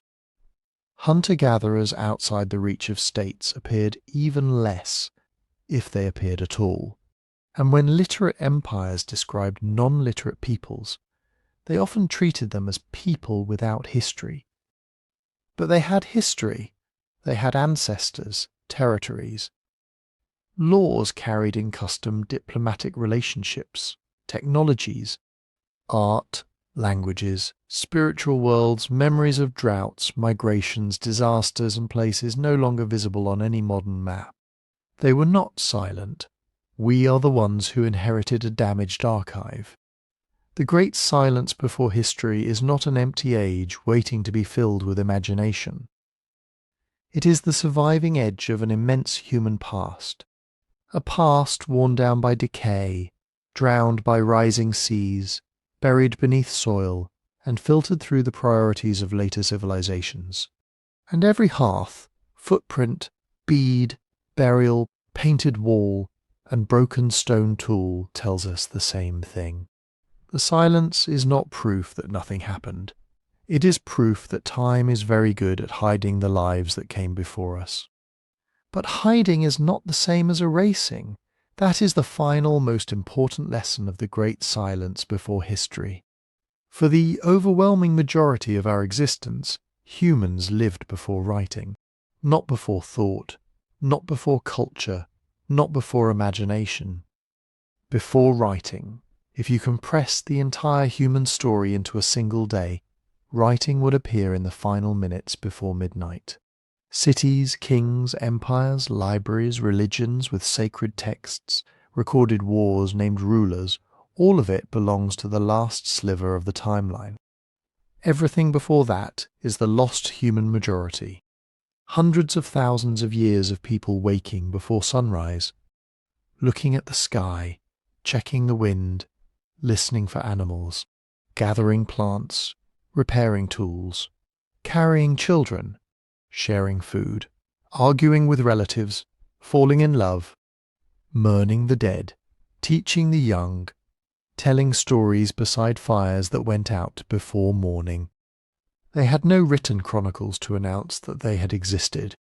But existence does not begin when someone puts ink on a surface, and slowly, patiently, archaeology is recovering their memory. Not perfectly, never completely. We will probably never know the names of the people who first crossed a mountain pass into an unknown valley. We will not hear the exact words spoken by a mother comforting a child 100,000 years ago. We may never understand the full meaning of a hand stencil on a cave wall, or a pattern carved into bone, or a body placed carefully in a grave with red ochre and objects chosen by someone who loved them. But uncertainty is not emptiness. A broken spear point tells us that somebody planned ahead. Somebody understood stone, force, angles, and the behavior of animals. A hearth tells us that people gathered in one place long enough to make fire part of their lives. Burned bone, cracked nuts, fish remains, plant starch trapped on tools. All of it gives us tiny glimpses of ancient meals and ancient decisions. A bead tells us that beauty mattered. Pigment tells us that appearance, identity, ceremony, or symbolism may have mattered. A burial tells us that a dead body was not always simply abandoned. Sometimes it was touched, arranged, covered, remembered. Footprints tell us something even more intimate. At places like ancient lake shores and muddy riverbanks, we can sometimes see people moving together across a landscape. Adults, children, perhaps families, perhaps groups travelling with purpose. For one extraordinary moment, the past stops looking like a museum display. It becomes motion. It becomes a group of human beings walking somewhere. And then there are the journeys. Humans did not remain in one safe corner of Africa, waiting for civilization to begin. They adapted to deserts, forests, coasts, grasslands, mountains, islands, and ice age plains. They crossed into unfamiliar worlds again and again. Some moved through the Middle East into Eurasia. Some reached the deep forests and open steppes of Asia. Some crossed stretches of sea into island Southeast Asia and Sahol, the ancient landmass that once joined Australia and New Guinea. Eventually humans reached the far north, the Americas, and islands scattered across the Pacific. None of that happened by accident. Migration required knowledge. It required people who could read landscapes, remember seasonal routes, locate water, preserve food, make clothing, build shelters, and maintain social ties across distance. It required the confidence to lead children into territory their grandparents may never have seen. And it required cooperation. The old image of prehistoric life often shows a few isolated people struggling alone against nature. But the evidence points somewhere far more social. Humans survived because they shared. They shared food when hunts failed. They shared knowledge about stone sources, animal migrations, dangerous plants, and distant watering places. They exchanged materials across astonishing distances. Shells travelled inland, obsidian moved far from volcanic sources. Pigments crossed territories. Styles of tools and ornaments spread between groups. These were not empty landscapes inhabited by mute, disconnected bands. They were social landscapes. A person could be born into one small community, but still belong to a larger web of kinship, exchange, obligation, and story. Other groups might be competitors sometimes, allies at other times, marriage partners, trading partners, or distant relatives linked by generations of remembered connections. That social world mattered just as much as a sharp spear or a warm fire. Because technology alone does not explain how humans survived every climate shock the planet could produce. A tool can break, a hunter can fail, a local drought can empty a valley, but a network of people can carry help, information, and new possibilities from somewhere else. This is one reason the deep past deserves to be called human history, even without documents. History is not just a list of dates and rulers, it is change across time. It is people making choices within the limits of their world. It is communities responding to danger, opportunity, loss, and hope. It is knowledge passed on, altered, forgotten, rediscovered. By that definition, the first stone toolmakers had history. The first people who learned to control fire had history. The artists who painted animals in caves, carved figures from ivory, made ornaments from shells, and marked their bodies with colour had history. The families who buried their dead had history. The navigators who crossed open water toward islands beyond the horizon had history. The people who met Neanderthals and Denisovans, traded with them, competed with them, and sometimes had children with them, had history too. Their descendants are still here, in the DNA of many living people. Fragments of those ancient encounters remain. The past is not behind us as completely as we imagine. Parts of it are inside us. Of course, we have to be careful. Archaeology can show us objects, bones, landscapes, and patterns. It can reveal what people ate, where they travelled, how they made tools, and sometimes how they treated their dead. Ancient DNA can reveal population movements and relationships that no surviving story recorded. Chemical analysis can trace where a stone came from, what an individual ate, even where they may have spent their childhood. But evidence does not always tell us exactly what people believed. A painted animal may have been art, ritual, memory, teaching, or all of these at once. A burial may reflect love, spiritual belief, practical concerns, or traditions we can no longer reconstruct. A distant, traded object may have been valuable because it was beautiful, rare, sacred, politically important, or connected to a person's identity. The honest answer is often, we do not know yet. But we do not know yet is not a failure. It is an invitation. Every new excavation, every improved dating method, every piece of ancient DNA, every survey of a drowned coastline or remote valley has the potential to change the story. A single cave can preserve evidence that forces researchers to rethink when people arrived in a region. A few grains of pigment can reveal symbolic behaviour far earlier than anyone expected. A tiny fragment of bone can introduce us to an entire human population we never knew existed. That is what makes archaeology so extraordinary. It is not simply digging up old things. It is the ongoing recovery of human memory. Not memory in the easy sense. Not a complete archive waiting neatly underground. More like a shattered library scattered across continents, with most of its pages dissolved by rain, fire, ice, sea level rise, and time.